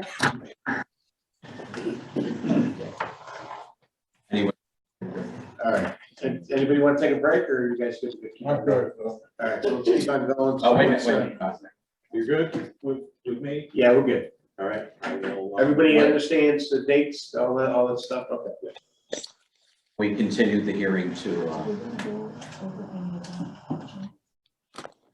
Jim, do you want to talk about anything that you prepared to or like Well, the no, the changes? changes or in the- you just the new gonna map. wait till- We just got these, so I don't know what the changes are. It's totally up to you guys. I can give a 10,000-foot view review. I can respond to Mr. Stewart's, in my opinion, minor comments. But there were no fundamental changes to the design. Oh. The pond's in the same place. We incorporated some information from the geotech. We incorporated some of the comments from Mr. Trinkus, and with that, we provided a revised plan that Mr. Stewart has reviewed. He had I would classify it as a very short list of comments, which I can address in the next week or so. But So basically, the changes that are in this are the ones that you've already addressed in the letter. he's already reviewed. I've reviewed that. They haven't made the changes that I'm requesting in my letter. Based on. Yes, based on that, Okay. yes. Thank you.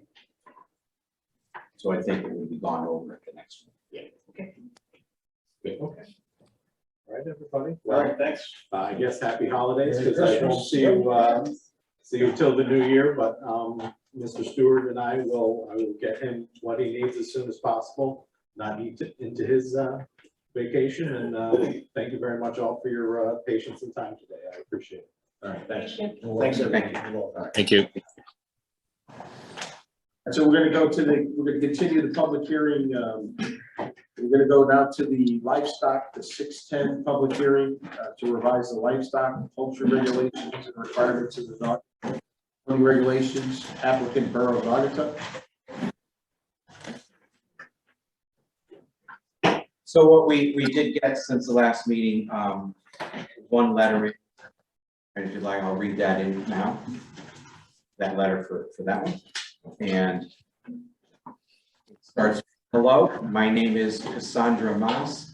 I live on Heritage Drive here in Naugatuck. Would like to express my support for amending the livestock ordinance to allow poultry fowl within the town limits and on small properties.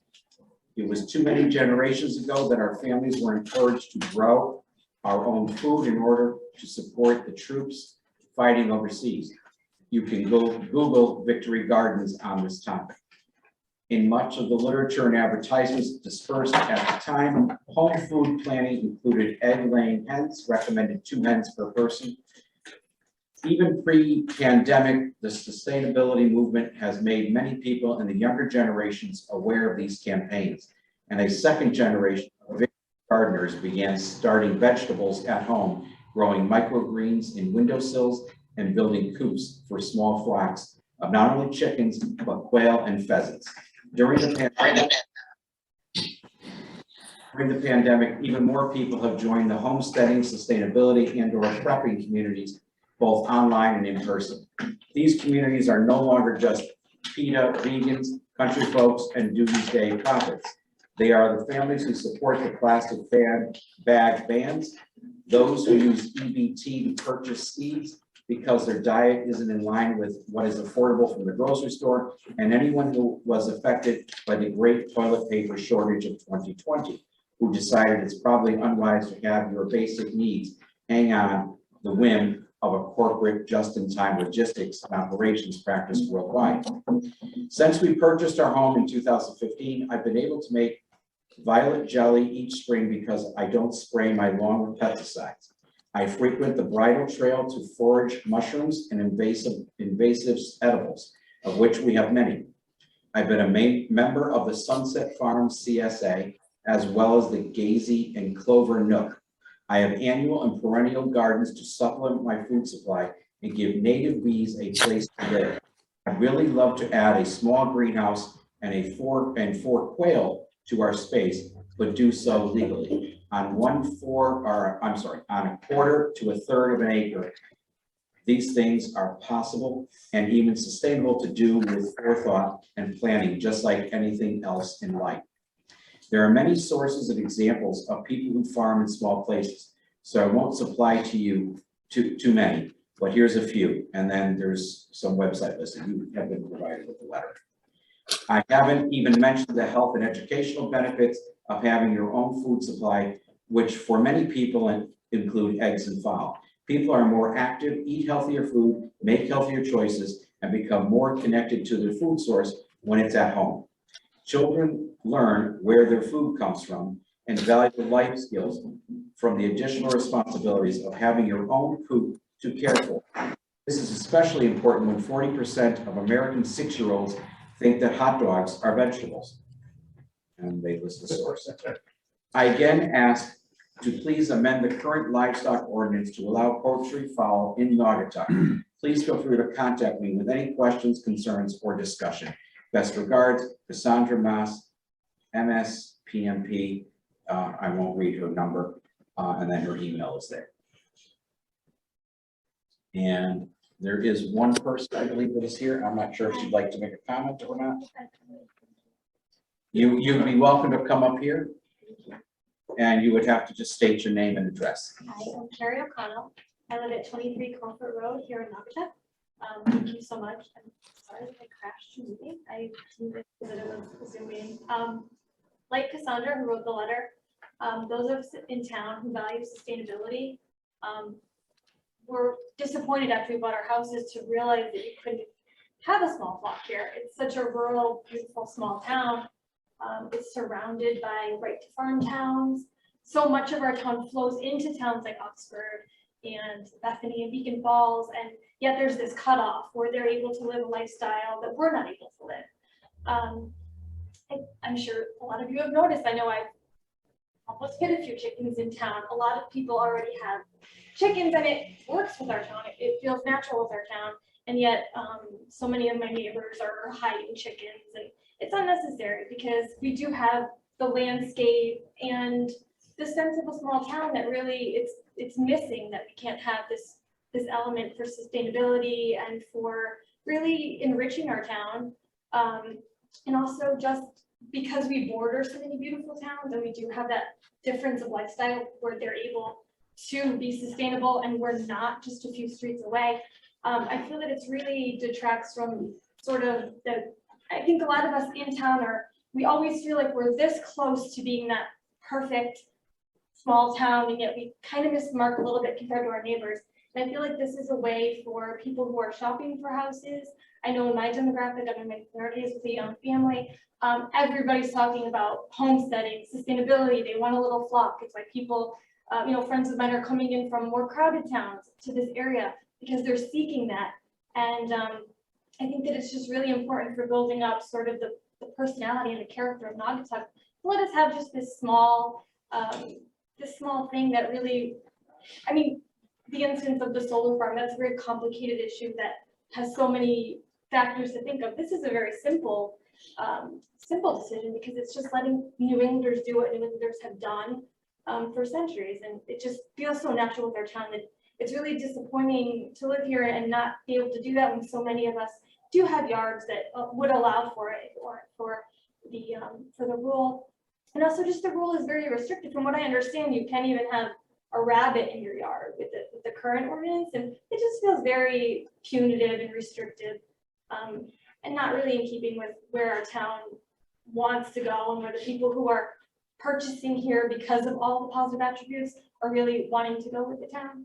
And my last point is just that there's a little bit of, I mean, we're a town with a Tractor Supply. They just opened, they have that beautiful building, they sell chickens, they sell our chicks, they sell coops, they sell feed, and yet none of us in our town can actually have those things. So it's a little bit of a mixed message and missed opportunity because, I know the town is trying to be more pro-business, and I just feel like bringing that business in to sort of even help us to herald in some responsible, safe chicken keeping would be a great opportunity. And the last thing we want is for that building to be empty. So it would just be a great opportunity for the people, the town, a business that's in our town to be supported. I feel like everybody wins, and it's just very in keeping with where I think the future of the town is going in terms of what people who are newly purchasing houses are really looking for and what will keep us here, to be honest. So I thank you guys so much for your time. Thank you. Thanks. Thank you.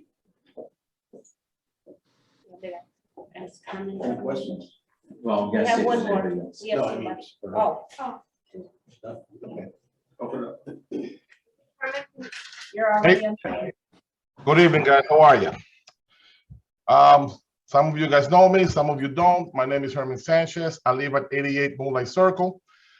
And I'm also coming in support of the poultry ordinance that you're trying to do.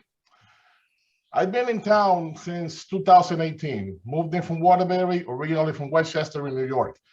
And like the lady said, one of the things that attracted me and my family into this town was that this is nearly, for all intents and purposes, almost a perfect little town.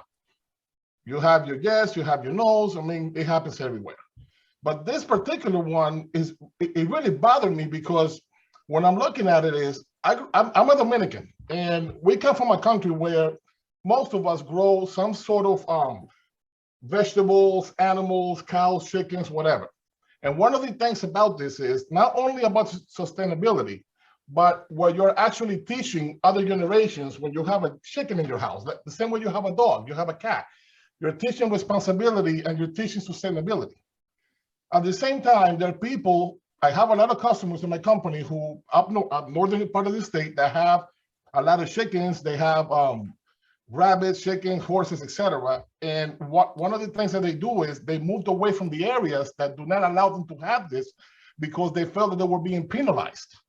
And that's the way that I see the current ordinance. So if you can afford to have more than 3 acres, you can't have a chicken.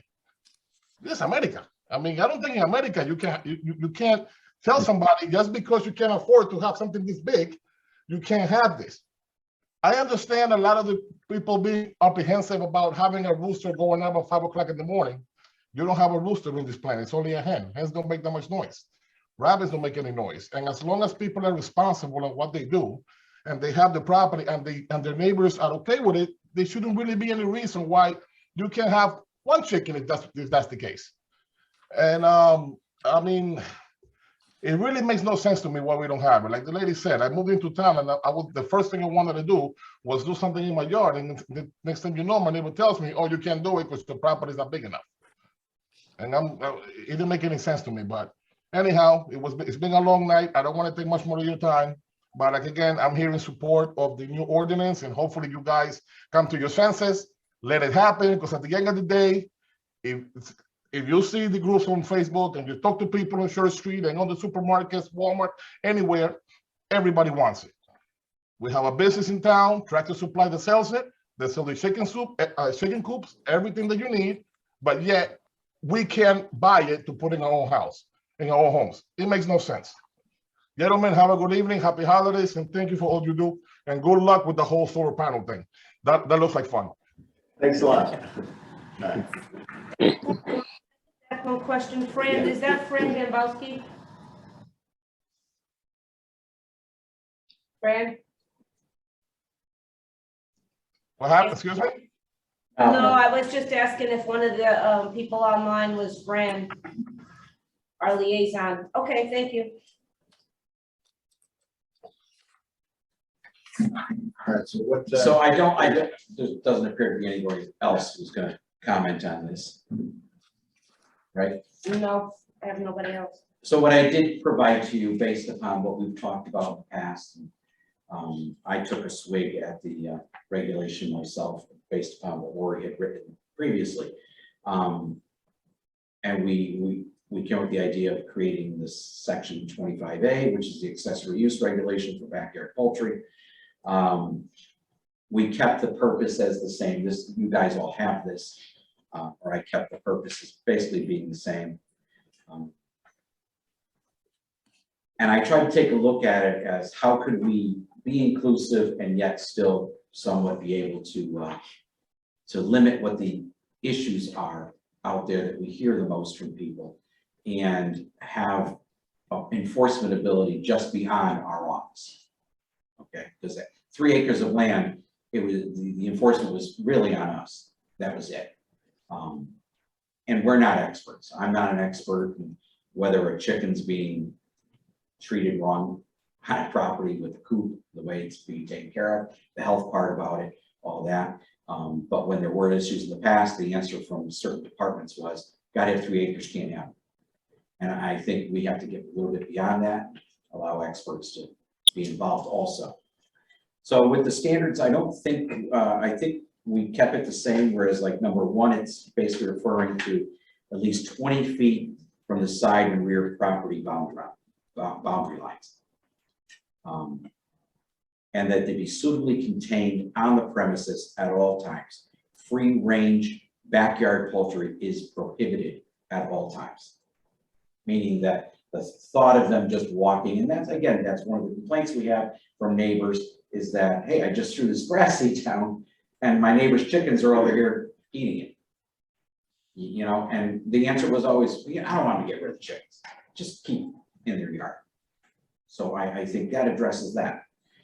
Structure built for the care of the occupants inside the enclosure, which I guess I'm referring to chickens or rabbits, that's the occupants, must be located inside the fenced-in area of the enclosure, must be used. Or no, I was saying if they had a hen house or something like that, it's got to be included inside. Zoning permit shall not be required for the purpose of the hen house type structure. In my opinion, I don't think, you know, they're not large structures, some of these hen houses. Some might be the size of a shed. Maybe we'd have to look at that and say, what else are you doing? This is just, but if you're doing it just for 5 chickens, it shouldn't be a Taj Mahal. It shouldn't be 10 by 20. You know, if you're making parts of it as a shed also, well, that's a different case, but it's just meant solely for the livability of the chickens. I think we can limit it to that part for that. As far as footing for that goes, is there gonna be any, anything written in there about the actual footing, whether or not, you know, it has to stay above ground, anything like that, or do we care? I guess that, guys, would be up to you. We don't have that right now for sheds. only when it's over 200 square feet, and that's based upon state building codes. Okay. On that. Such buildings shall be constructed and all food products kept so as to prevent offensive odors and the presence of pests and predators. Got to maintain it. Got to maintain the structure. It shouldn't have holes. It shouldn't have areas for animals to get in. Again, that could be something that we're working with the health department on those type of things where people are claiming their issues there. No backyard poultry may be kept inside any structure used for residential purposes. Trust me, it happens. I told you one time I went to a house, had to be over 100 pigeons inside the house in the basement. And I'm thinking now there might be people who are keeping chickens in their house because, like our guest over there said, people are hiding them. Well, in the public hearing, the person said chicken was a pet. Yeah. One of the things that came up at the last meeting, there was concern about overreach into a person's home. What type of authority we would have for what's going on inside? Yeah. That would be difficult, but I think for the health department, they would have a more easier avenue to be able to get in. Fixing on a health issue. On something like that. Structures for keeping backyard poultry rabbits should not be permitted directly over the land containing an on-site sewage disposal system. That was something we kept from before. Proper drainage shall be provided to avoid collection of water. Water shall be diverted from backyard poultry rabbit areas. And again, we kept this from before. That was there. We talked about the keeping of backyard poultry rabbits shall be conducted in a manner consistent with and in compliance with the Naugatuck Valley Health District. And again, if there are issues in regard to the health situation that's there, the health district, that's why we have them. They should be able to go in there now, not be able to say, well, you don't have 3 acres of land. The storage and management of waste. Again, I think that, Lori, from what it was before. We, As amended shall not and- exceed 1 cubic yard. Yeah, and that was based on Mr. Stewart, who has chickens, said 1 cubic yard is a lot. You know, and again, some of the people do use the chicken manure for their gardens, and we're not talking about that. That would be separate in my opinion, but you know, keeping it specific to that, but then you must use it for what you're using in your garden and whatnot. Where I spent the most time on was on my second page, and I tried to limit this as little as possible because the more wording you make, the less people read, in my opinion. So I tried to simplify it. So with lot size and number of backyard poultry or rabbits for residential zone. A single family residential property must be at least 1/2, I put /0.5 an acre, or 21,780 square feet in size, and will be allowed as a right to have up to 5 hens or rabbits on the property at one time. I chose those numbers specific to 21,780. Lori said, why don't you just make it 20? I said, because it doesn't match what half an acre. 21,780 is a half an acre exactly. And our property cards list things like 0.5 or you know, so I tried to make it as simple as possible. It's on your property card. You look it up, you know, you don't have to go and do your own calculations. I put everything there for us to even see. But in my opinion, I think a half acre is a good enough size. I'd leave that up to you. For each quarter acre or 0.25 of an acre or 10,890 square feet of land, which measures out to a quarter of an acre, of a single family residential property will be allowed as a right 3 additional hens or rabbits on the property at one time. So if you have an acre of land, it's simple to multiply out.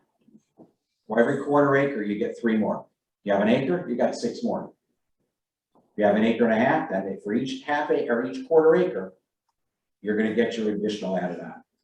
Can I bring up something? So it doesn't say additional. Reading this way, it shows that you could have a quarter acre and have 3 chickens. Yeah. That's what, yeah. That's what it sounds like. Okay, so we could rechange the wording. So the smallest. For, and what if we put for any property over the size of a half acre? The following, you know, because we were trying to keep it as simple to, I don't know how to word it to keep it that, you have to have at least a half an acre. Just say in excess, a half acre or more, that's all you say. Okay, so for properties in excess of 1/2 acre. Mhm, or one.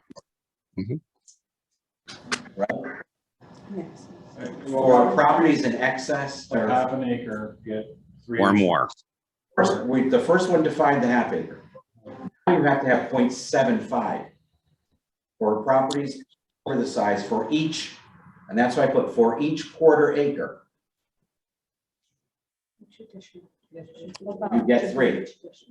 So for each quarter acre of land above a half acre. For each additional quarter acre. Above a half acre. Above half an acre, Okay, an additional 3. for each quarter acre.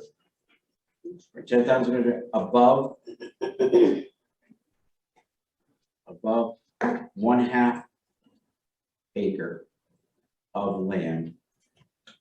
A single family resident will be allowed 3. All right. Okay, so that means for every quarter acre additional you have, you get the following additional.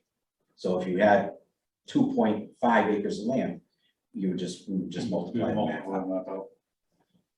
At no time are roosters allowed or permitted on a property that is not designated as a farm, the Nordic land use regulations.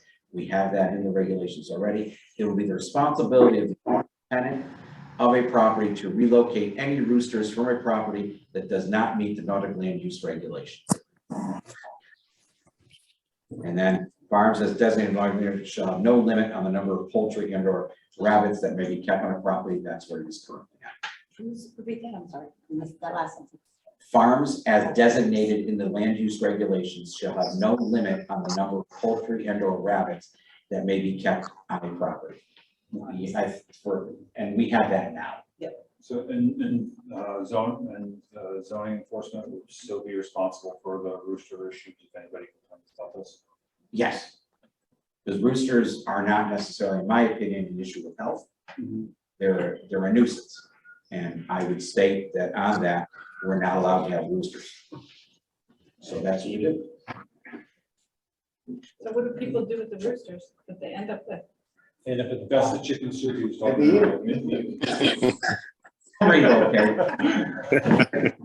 And we have told people, that's what the complaint is generally about. So we'll have roosters running all over town. Yeah, well, there's, one guy, he let rabbits go, he had rabbits, he just let them go in the woods. Yeah, you're right. Yeah, they don't last too long. Yeah. But there was a guy up off Prospect Street. When I saw the rabbits, they had to be 30-pound rabbits. They were huge. I mean, they were this big. And I said, that's not a rabbit, it's a dog. And I was amazed how big they were. Permitting these structures and enclosures shall not require a zoning permit, but all owners of backyard poultry yards shall submit a written statement to the zoning enforcement officer certifying compliance to these regulations. It's going to be difficult to get that, but the fact is that if a complaint comes in and say, okay, we need you to get a zoning compliance that you understand this now. And we do have a zoning compliance form. We generally fill it out in our office. It's a $25 fee. Just to let you know on that. So can we go back to number 4, no backyard poultry may be kept inside? And AJ brought up the fact, can we regulate inside a house? So Can we regulate it? Yes. I'm We asking, can. Can't access. what did Ned have to say? You can regulate it. The question is enforcement. You can absolutely regulate it, but you're not going to be able to get inside a house to enforce it. So unless the health department finds an imminent danger to health and safety and welfare of something or somebody. But that's no different in any zoning that's at a house. You have to get a search warrant or be invited in. But it's not obviously chickens inside. Who really cares? One chicken. So inside, should it be keep kept, us friendly. something like that be kept in there? I think it should be kept in there because it is potentially enforceable. and we're stating that we don't want you to have them in your house. Yeah, no, I think you should keep it in your regulations. Just be aware that the difficulty is the enforcement. That's where you're gonna have trouble. Be the big enforcement that we're gonna have to deal with. Because it's not gonna be easy to get inside. Right. But it should be there. Agree. And that's no different than hoarding. A zoning officer has the least ability to get inside a house for hoarding. It's the fire marshals and health department who really get enforcement. And also gives individuals who may have grievances a path to the resolution as well. Yeah. So if it's a side-by-side family dwelling, one neighbor is having issues with smells or anything else coming through the wall, then they would now have the ability to. Well, it wouldn't be in a multi. Having it in there, at least you're covered. Right. We have no control, to your point, that there could We be said somebody. single family residence. What, but you have multis that have an acre of land. We discussed this before, that a single family residence, I thought it was, that's in there from prior. so you're saying I can't have a chicken in my house and I have 3/4 of an acre? No. That doesn't seem right. For multis. Well, in my opinion, you have two families on 3/4 of an acre, R15. split it in half, you're at So if 375. my upstairs is empty, I can't have chickens. You're also a non-conforming, That's the same way with me. I got an acre and a quarter. I can't have chickens either. are you multifamily? Family, yeah. That's fine. And have. What happened to him? He fell off his chair. Did he really? Okay. He looks like he's at dinner. Yeah. We're worried about you, Ned. I'm here. Drop the phone. I think the raucous laughter knocked the phone out of my hand. 4 acres, so they can't have a chicken. I thought it was, we have some of the old places that have a store on the bottom in a residential zone with a residential above. So no commercial. No commercial, I thought that's what it was. You know what I mean? Like you have the little neighborhood stores, Cindy's Market. Yeah. Residential above, I could see none there, but what about? Well, did we put that, I'm trying to see where it's in here, we're referring it to, In what we have. we are referring to single family residential properties. We were just saying for a residential zone only. I thought we had it before in the other regular, we had rewritten. There's a point where you want to stop, It because you was- don't want condos to start getting chickens, they got big lots. But it also. You don't want. The other Family residents. homes. to do it. Yeah, but condos wouldn't, they would have to go before their association. We wouldn't have to be doing, they wouldn't allow it. Well, I would just like to bring us back to when and how and the process of why we started this and where we've been going. Initially, when it came up, it was brought up by Burgess Vitale that had 24 or so people talk to him about chickens and wanting chickens. I look forward to the public hearing so that we could hear what's going on out there, who wants chickens, what it's like, what we should know about it. But I think what we're doing more is basing a regulation on what we're thinking. We've heard very little from the public about even wanting chickens, and actually stronger opinions, strenuous objections of having chickens. So my concern is that we're writing regulation with very little input from the public. I think today's person who came in and made a good presentation about the people coming to Naugatuck, the new generation of people coming in. But we can't forget the people that have lived next to or been aware of people with chickens that have strong objections. And again, for the people that want chickens, we're hearing very little. And we've had this open for several months now. So to keep changing it to make it what we think I'm not sure. I think it's That's what we based on should what do. we get, all summer long, we get complaints about chickens and it's kind of like the pools in the summer, you know, everybody wants a pool and then they have to get a variance, so we're looking to change the regulations to kind of fit. You know what I mean, like the pools. we Just should what probably everybody's revisit. doing out there that they're not supposed to be doing based on our regulations. Based I'm on not- older regulations, I don't know, but I understand you. I just wanted to say that, yes, it said mixed use before. I had it on any residential property excluding mixed use in a residential zone. So like you couldn't have a store or a restaurant with an apartment above, but you could have it with a multifamily in a residential zone with the right square footage. Was the old regulation, but. You get a lot of complaints in areas that are half an acre, or is it mostly small lots that people? It's basically all over, and we get people calling when they first come to town wanting to know, and what you have to have for chickens, and we tell them 3 acres. So those don't even get them. They might have a decent sized lot. I'm not sure how big your lot is. As the regulation is now, probably 95% of the people that have chickens are not in compliance. Yeah, I think we need to make a change. We need to come to a conclusion tonight on what we want to do and just do it and move on.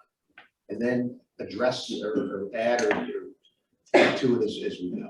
I mean, Neil, what? You're right. You know. You're right. You know, I'm in agreement. you know. I mean, How come animal control doesn't step in when there's chickens and crossing the road? Because you need 3 acres of land to have it. My animal control, if chickens are wandering around, wouldn't they pick them up? No, No. I don't think they would. It all comes down to where Throw the it back with a dog. And the chicken. So I guess what I would say there then is all we need to do is take out the word single. If you wanted to have it in a multifamily case, Well, we could we go. would we would What take would out the old thing a say? residential property must be at least half acre of land. Excluding, And that takes out any commercial mixed use property. Well, you should say residentially zoned. I mean, we really should look at that language specifically if you're thinking in the terms to make sure that it's not a residential used property. You're talking about a residential zoned property? in the very Yes, right first. here. No, so on our first paragraph, it says, the intent of this regulation is to allow for the keeping of backyard poultry, blah, blah, blah. As a non-commercial accessory use to a residential use in any residential zone. Okay, Backyard poultry and or rabbits are not allowed on a mixed-use property, which we could add in a residential zone, because some residential zones do have mixed use still. right. Yes, they do. Mm-hmm. So you're saying On the first on the page, first page where it says backyard poultry and or rabbits are not allowed on a mixed use property in a residential zone. correct. And then we just take off the back lot sizes for a residential zone. And we just take out, For residential zone only, yeah, you say it right there, residential zone, you're not saying, oh, take out the. Mhm. single. Just say I'm sorry, Laura, number one, where you say Right. single family residential property. you can right, just we're say, saying a residential property must be, Yeah, take out the single family. I'm not for doing multis. I think then you're subjecting all the levels on the multifamily. can we to put in chickens, a and they may regulation? not want that. Right. They have to Right, you- move. Yeah, you could do a single family home, in a residential zone. It's a single family residential zone. Yeah, sure. That's what I just did. But what I'm saying, so then I couldn't have a chicken, I have a 2-family house with 3/4 No. of it. No chicken for you. Well, I got a 2-family house with a barn, and I can't have a chicken. I have a barn Well, too. there you go. 4 acres. I think that should be a special. Well, you make an exception. I got a 3 acre. I mean, I don't know. I mean, that's a perfect example where if you have a barn, why wouldn't you be allowed chickens? I mean, 3 you go. acres, yeah. Yeah, but I don't, but I have a Is barn. there out any back. way to, is there any way to put in some type of wording that would state that it's multi-family Residential. situation, that you have to have the approval of other families to be able Ned, to. how do you make an exact, Well, I'm here's, you could also say, if it's a two-family house, you divide the property size by 2.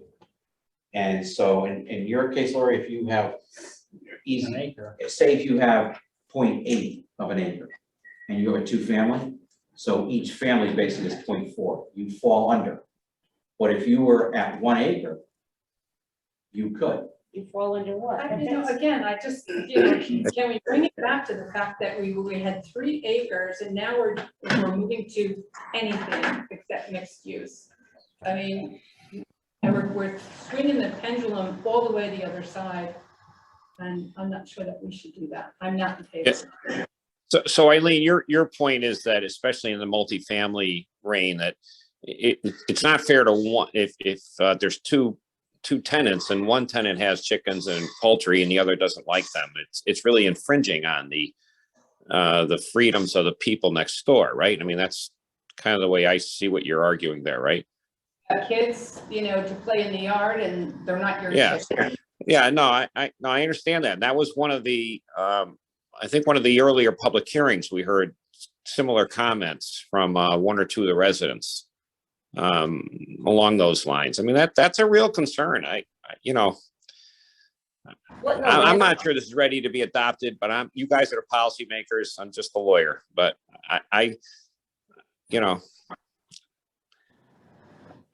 unless you want to adopt it and see how it goes, and if you have to amend it later, you can always amend it. I mean, right now you're very restrictive. I think that's pretty clear. 3 acres, that sort of eliminates everybody. So now you have 1,000 non-conforming uses in town, which is a bad thing, right? So, should it be reduced to something that's realistic? The acreage, minimum acreage, probably. What that number should be, New Haven regulates chickens on any lot in a residential zone. Yeah, but that's New Haven, The city is a lot It's gonna be denser than us. There aren't any large parcels in New Haven except the New Haven Country Club. There aren't any large parcels, really. And then I feel with the multis, it should be the landlord should have the say. You've got tenants in there, you're not gonna allow some people. Yeah, but then you'll have chickens becoming comfort animals, and then the landlords can't remove. They can't eliminate the chickens because they're comfort animals for their. I'm just saying, it's not a. When you're mixing two different families or different families with fowl, it's an issue. It's a real issue. Real issue. I think that what Ned said made the most sense. If we were to adopt the original with the slight modifications we did as a single family property, we can adopt that, keep it at the ½ acre. That way we have the coverage that we were looking for last time. We can still reconvene for amendments for the multifamily to discuss that once we get a little more information there, to Eileen's point. Well, we can see what the outreach is to at that point. That's exactly right. I mean, at this point, we're either going to put this to bed with no change whatsoever, which means we're still going to have thousands of people out of compliance.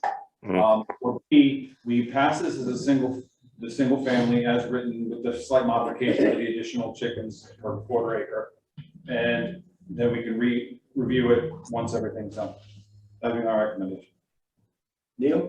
Agreed. A lot of questions. Go ahead. For example, first paragraph, turkeys. I don't want turkeys around me.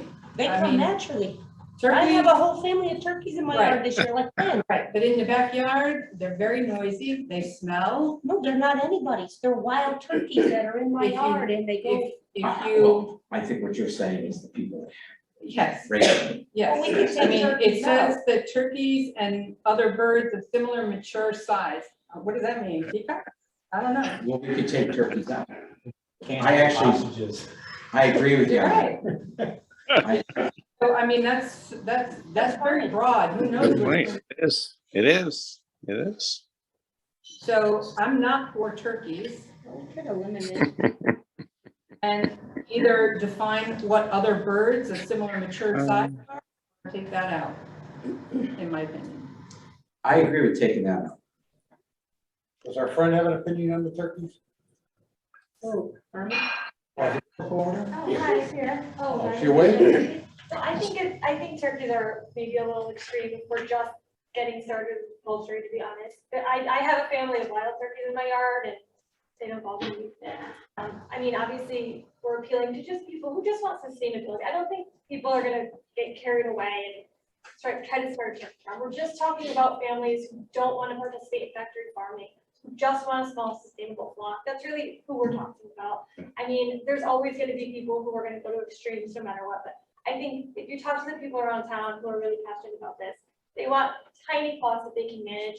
They don't want to participate in the way that factory farming affects animals. They want to be humane about it. They want to treat their chickens correctly. They want to give their chickens a beautiful life in their yard. This isn't about, trying to be extreme and open a peacock farm. It's about keeping a very small flock and treating it well, to be honest. Thank you. And, The voice of Well, reason. but before you go there, Yeah. just wanted to say, if we did take out other birds of similar mature size, which I suggest we should take out, I would like to put the word ducks first, because I think it should stay and includes ducks, chickens, hens. A guinea, I'm just afraid of when you put guinea hens at the end, we should probably have the chicken hen part right near that. But the guinea hens are Yeah, not because allowed. the hen refers to They're not any allowed. female fowl, so I want to be careful about the word hen. But It's not guinea hens. guinea hens. Right, okay. Capons So, or roosters. all right, so are you okay with chickens, hens, ducks, and rabbits, but not, okay, You now could I take read the it that way. hen away from Yeah. chicken, it's just the. So then, talk about the standards, or what are the standards of, constructing all food products and all the things that people are supposed to do. Are we just expecting everybody knows what regulations we say, or the health district, what they say about maintaining a hen house? Well, that, in my opinion, an animal control officer also can oversee horses, can oversee, they don't go to zoning to say, hey, that barn is too big, you're not maintaining the horse barn well. And we've seen that in other news in other towns. So in my opinion, I think this allows us the ability to go to an animal control, whether the town is prepared to do that or not. But they have these, and these are considered, in my opinion, they're considered animals. They should be the experts as to how someone is maintaining the existence of their chickens and hens and rabbits. Right, I guess what it all ends up coming down to me is enforcement. So all of the, the people that are gonna have the hen houses, you've already had problems. I mean, because you've been called out for problems with these things, these issues with chickens. So you'll be called out, and enforcement is gonna be a big deal. And I'm not sure other people are gonna come out to enforce. I think that you're the one that's gonna be coming out to enforce everything, and I think at the point of my enforcement, I'd be able to go to someone that's more of an expert in that field and say to them, this is the complaint we've got here in regard to, is this hen house big enough? Do you consider this being animal cruelty? I'm not gonna make a decision on that because I'm not an expert in that. right, I guess what I'm just thinking that it's gonna be a lot more time for you to be managing this new regulation, especially when people, because we're decreasing size and allowing more people to do it. I think it's gonna fall in your lap, and I think that's going to definitely make a difference. It may, but it falls in my lap right now anyway, because they're doing it. Yeah, they'll be more That's- compliant. I mean, The problem is they don't have 3 acres, boom, you're non-compliant. I have no other options to assist me on enforcement right now. Right, and that's a concern to me. So now with this new regulation, he feels he'll have more help between Naugatuck Valley Health. If they come out to enforce, then maybe. Well, that's what he was saying, that he would actually notify them that, you know, this particular household has just been called upon. I need your help to assess the situation on whether or not this is a true infraction or not. Now he has to go.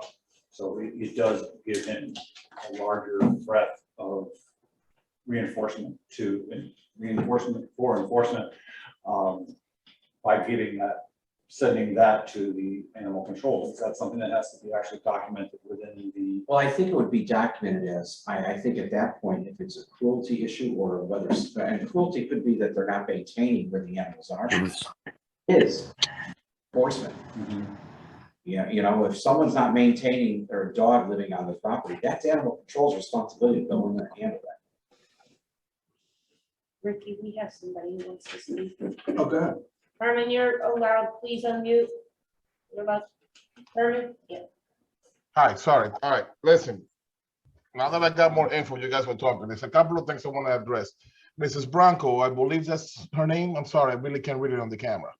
You have to say an address again. Mrs. Branco, on my Oh, yeah. address, 88 Moonlight Circle. Right next to famous Jimmy Gagnon.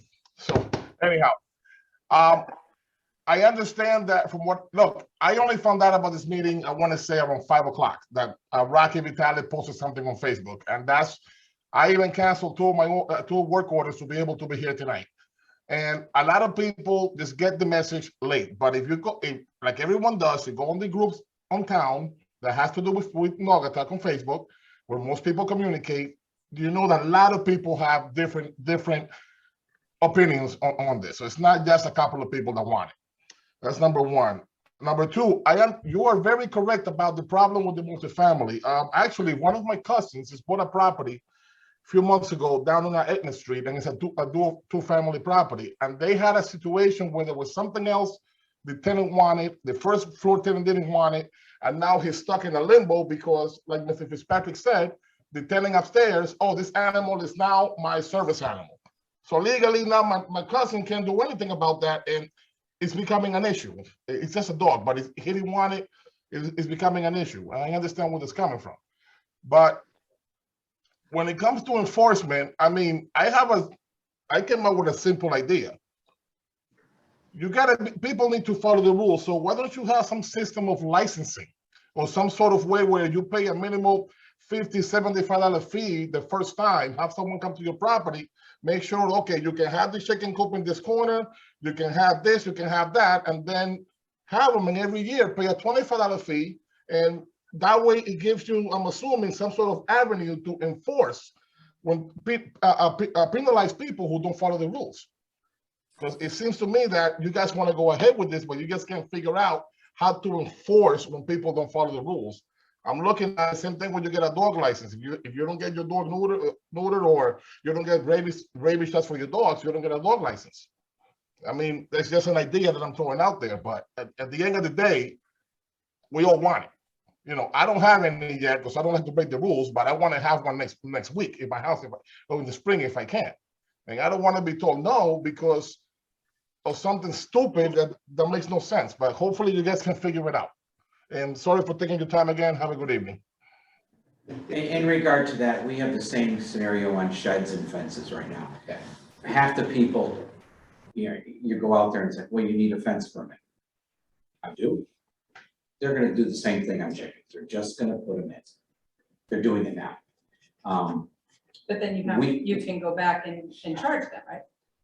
I go back with the fences. Yes, I'll say, well, you need to get a fence permit, or you're going to need to get a shed permit, and then we do that. So I don't think that the fact of charging somebody is going to make any difference at all, whether we're charging them for having chickens or not. But I do think it gives us the ability to listen and do some enforcement on it. And if you go on a property and say, hey, your property card says you can have this. This is the size of your property. This is what you can have. This is what you can't have. And now, if you don't do it, we will go through the zoning violation procedure. Okay. But in regard to the care, and very rare do I get much issues with the care. You're gonna get some, as Jim said, in the summer, it smells, it's this or that. Sometimes I can just do a reach out to it, and I'm not gonna automatically just sit here and say, well, you really should call the health department out. But at times I'll go to the house and say, hey, you know, what's going on here? Does it smell that bad because you have too many? Or, listen, if you don't clean up your act here, I am gonna go to the health department, and they're gonna be much tougher. Because they're gonna, that's how I see it, but. What other questions? I that's basically it. Enforcement is a big thing as well as the other things. All right. I don't disagree with charging people, you know, Yeah. just so that you can have them on the radar, his radar. Yeah. Again, I think that we can add stuff as we need to, but, you know, I'll accept the motion. First of all, do you guys have any other comments? No other comments. Tommy? Thank you. AJ? Well, just so that we're- Comment is that I think that we should vote on a clean copy, a drafted clean copy, rather than, you know, with all the changes that we talked about. It should be a which can be done, you can final close the copy. hearing tonight, Okay, and we can present it at the next meeting to be voted on. okay, all right. We can do that. Yes, yes. Staff oriented, staff, it's a staff proposed. So we know what all the changes are in here? Yeah, I'm seeing that we're gonna take out the turkeys and the other birds of similar size, mature size. Mhm. Backyard poultry rabbits not allowed on a mixed-use property in a residential zone. We're gonna keep it with a single-family residential property for right now. And again, it's this is a regulation. If there's a multifamily wants to come in, they can go get a variance.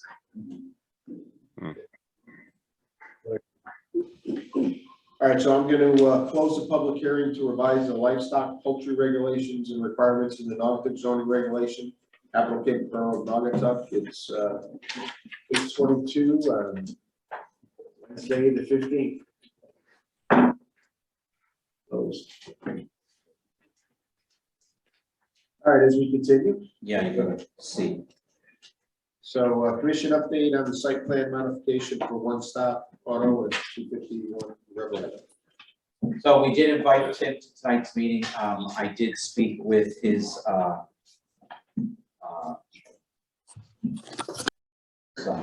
Dave Hughes, is he a surveyor? I believe so. A surveyor who did the site plan for us originally. We went over some stuff. I think it's best that Dave brings a plan in, which is gonna show us more of exactly what's taking place on the property. As I've stressed to you in the past, I wanted to get actual more of what's on the property that's been done. Jim Stewart and I both went to the property. We have some concerns with the amount of dirt that's been taken off compared to what we thought was gonna be done. And Dave can provide that. Is that since last meeting or before that even? A little bit of both. I've been stressing to Tim that I had him, he didn't come last month. And it's just trying to get him to understand, so. Because you told him no more coming off. Has he done anything since the last day? He did tell us that he has stopped now, He said he stopped. stopped taking any dirt off the property. I don't know if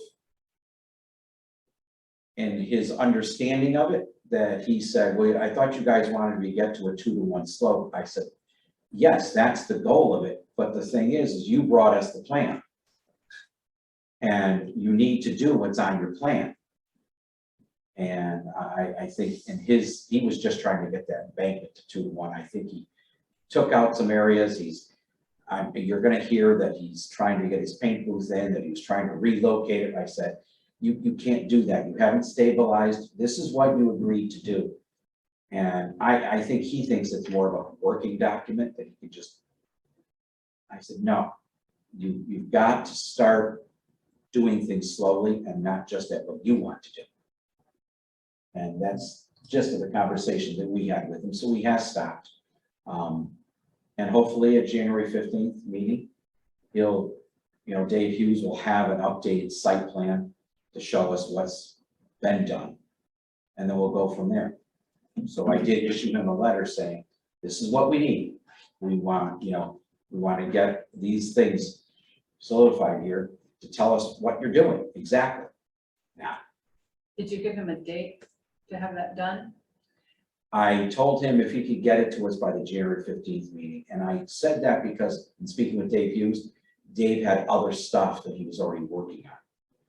And that he's trying, he said he wouldn't be available for tonight, Dave Hughes. And I said, okay, and that's where I told Tim, you must stop having your contractor stop doing everything, and they did. So it wasn't that they were working fast at stuff. I mean, Jim's located right across the street. They did put some drainages, like I said, across the top. I said, you know, put that on a plan. That wasn't on the original plan, but at least get that on there. Tell us what you've done with the fencing. Tell us what you've done with this. Tell us. So if we can get that stuff done, and if they're gonna present a change, then it might be, we have to do a site plan modification again. What they've done doesn't look bad. Yeah. I mean, it doesn't look bad. It's just originally they had proposed what, a 40-foot planted buffer at the top, a level buffer, and then slope down 2 to 1. And now they've got what, 10 feet or 15, maybe somewhere in that area. Right, and they've graded at, I assume 2 to 1 down to get more flat parking area. It looks like it'll eventually be stable, but I think you've got to, you know, have another meeting and discuss it, because again, the neighbors, I don't know, they might have been quite happy with the 40 feet, and now it's 15 feet. It may not be planted as well as they had thought, and maybe now they're looking at a parking lot when before they weren't. So, you know, I think you've got to look at it and make sure that you're happy and Because they're going up against a residential zone, we do have a 40-foot buffer. You know, when it was 40 feet, there was more flat, and now that section is gone. We may want to see more landscaping done on that 40-foot area now, because it's more viewable. There was, my other concern is that our regulations state that you cannot go closer than 15 feet before you start excavation. You know, and I think, I'm like, I want to see that you're not in that 15 feet now. I said, on the plan you presented to us, that wasn't a concern, because you were going to be 40 feet. And so I don't think what he's done is a bad thing, but I just wanted to see it. That's a big piece of property, yeah? Goes way up. Well, yeah, it goes up to the houses beyond there. And I mean, he did plant some trees like he was supposed to up top and this and that. But again, the slope starts about, I think, 15 feet off, but I'm not going to traipse up through the mud. I said, you also agreed that you would get the bank stabilized before the paint booth was going to be done. And, you know, and then one time I went there, and he's like, well, I was thinking of putting the paint booth over there. I said, you can't. That's not what you told us. You told us to be over here. Well, that doesn't work. Well, that's not my problem. Yeah, I'm just wondering, at what point is he just not compliant to what we're asking him to do, and how long I mean, this has been going on for many months. So, Yeah, you he know, actually did not really start. It was approved in May, and it was almost end of August that he actually started with some of the excavation. And I told him, I said, I see what you're doing, and I see that you're all trying to get it to the 2 to 1 slope. But you've got to talk to us about where you're starting the slope at. And so that's where we stopped him, and from what Jim and I went there, Wayne and I went there. And can we know more from the two of you, what your expectations and timelines would be for compliance? well, it's a site plan modification, so realistically, he has 5 years. So originally, the concern was that runoff, right? It was, the slope was too. Too he removed steep. it, What he did, he started doing work there because there has always been an icing issue with water coming out of that bank. So he was trying to do something to address that, which we understood, that issue. I think that he just you know, started adding more to it and doing more to it. We told him that this was back last January.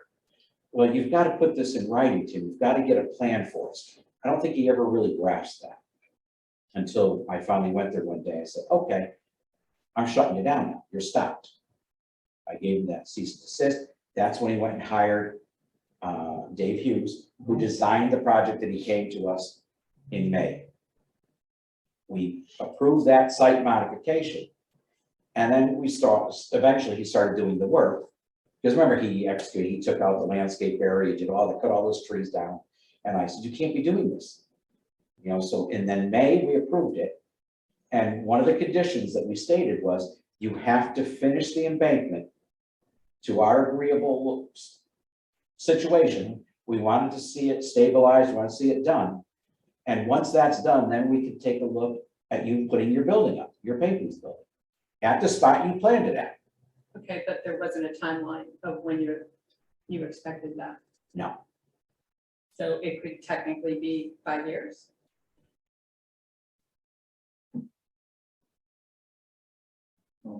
Based on his statements, his source of income, if it hasn't dried up already, it will very soon, because he was losing that property that he was painting at to begin with, so hopefully he gets these ducks in a row quickly. Which he's expressed to us, and unfortunately, you know, I've had to say to him, I didn't do this, you did this.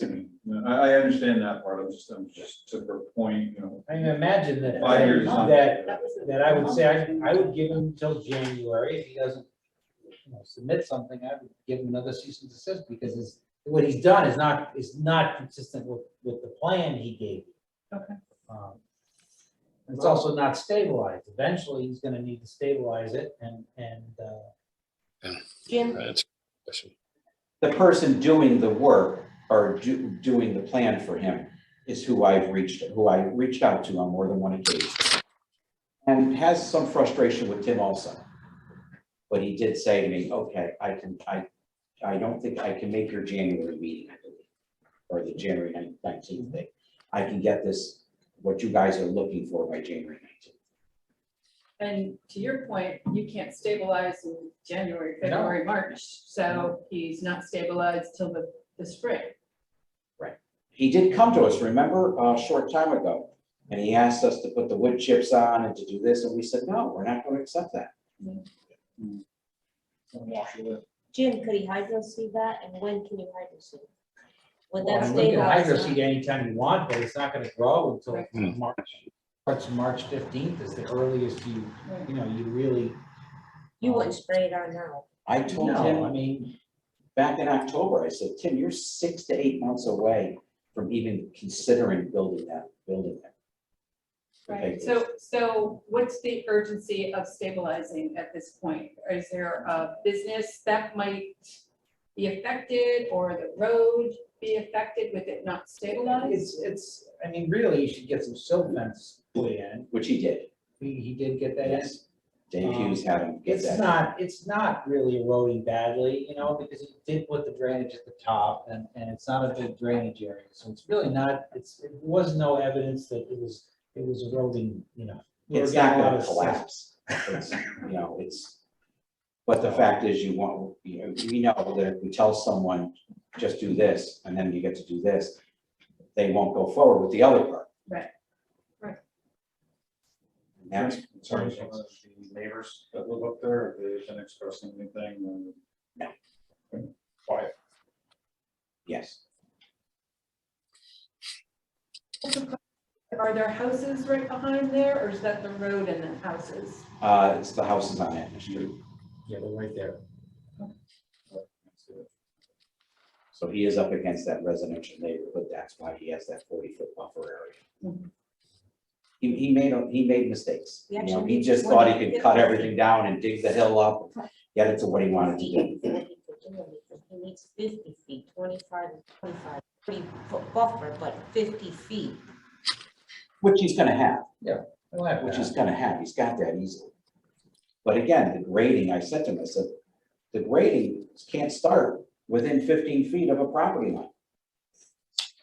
On the original plan, you were 40 feet.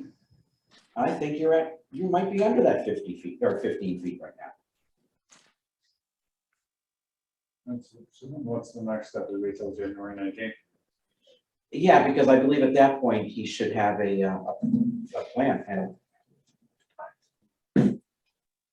if he doesn't, Boy, then I says think we have cease to and go. desist without a plan, or cease and desist if he hasn't done more work. I think if he does more work, or if he doesn't respond to you at the 19th meeting to your satisfaction, then I would give him a cease and desist. I think he's cease gonna and- respond to it, but.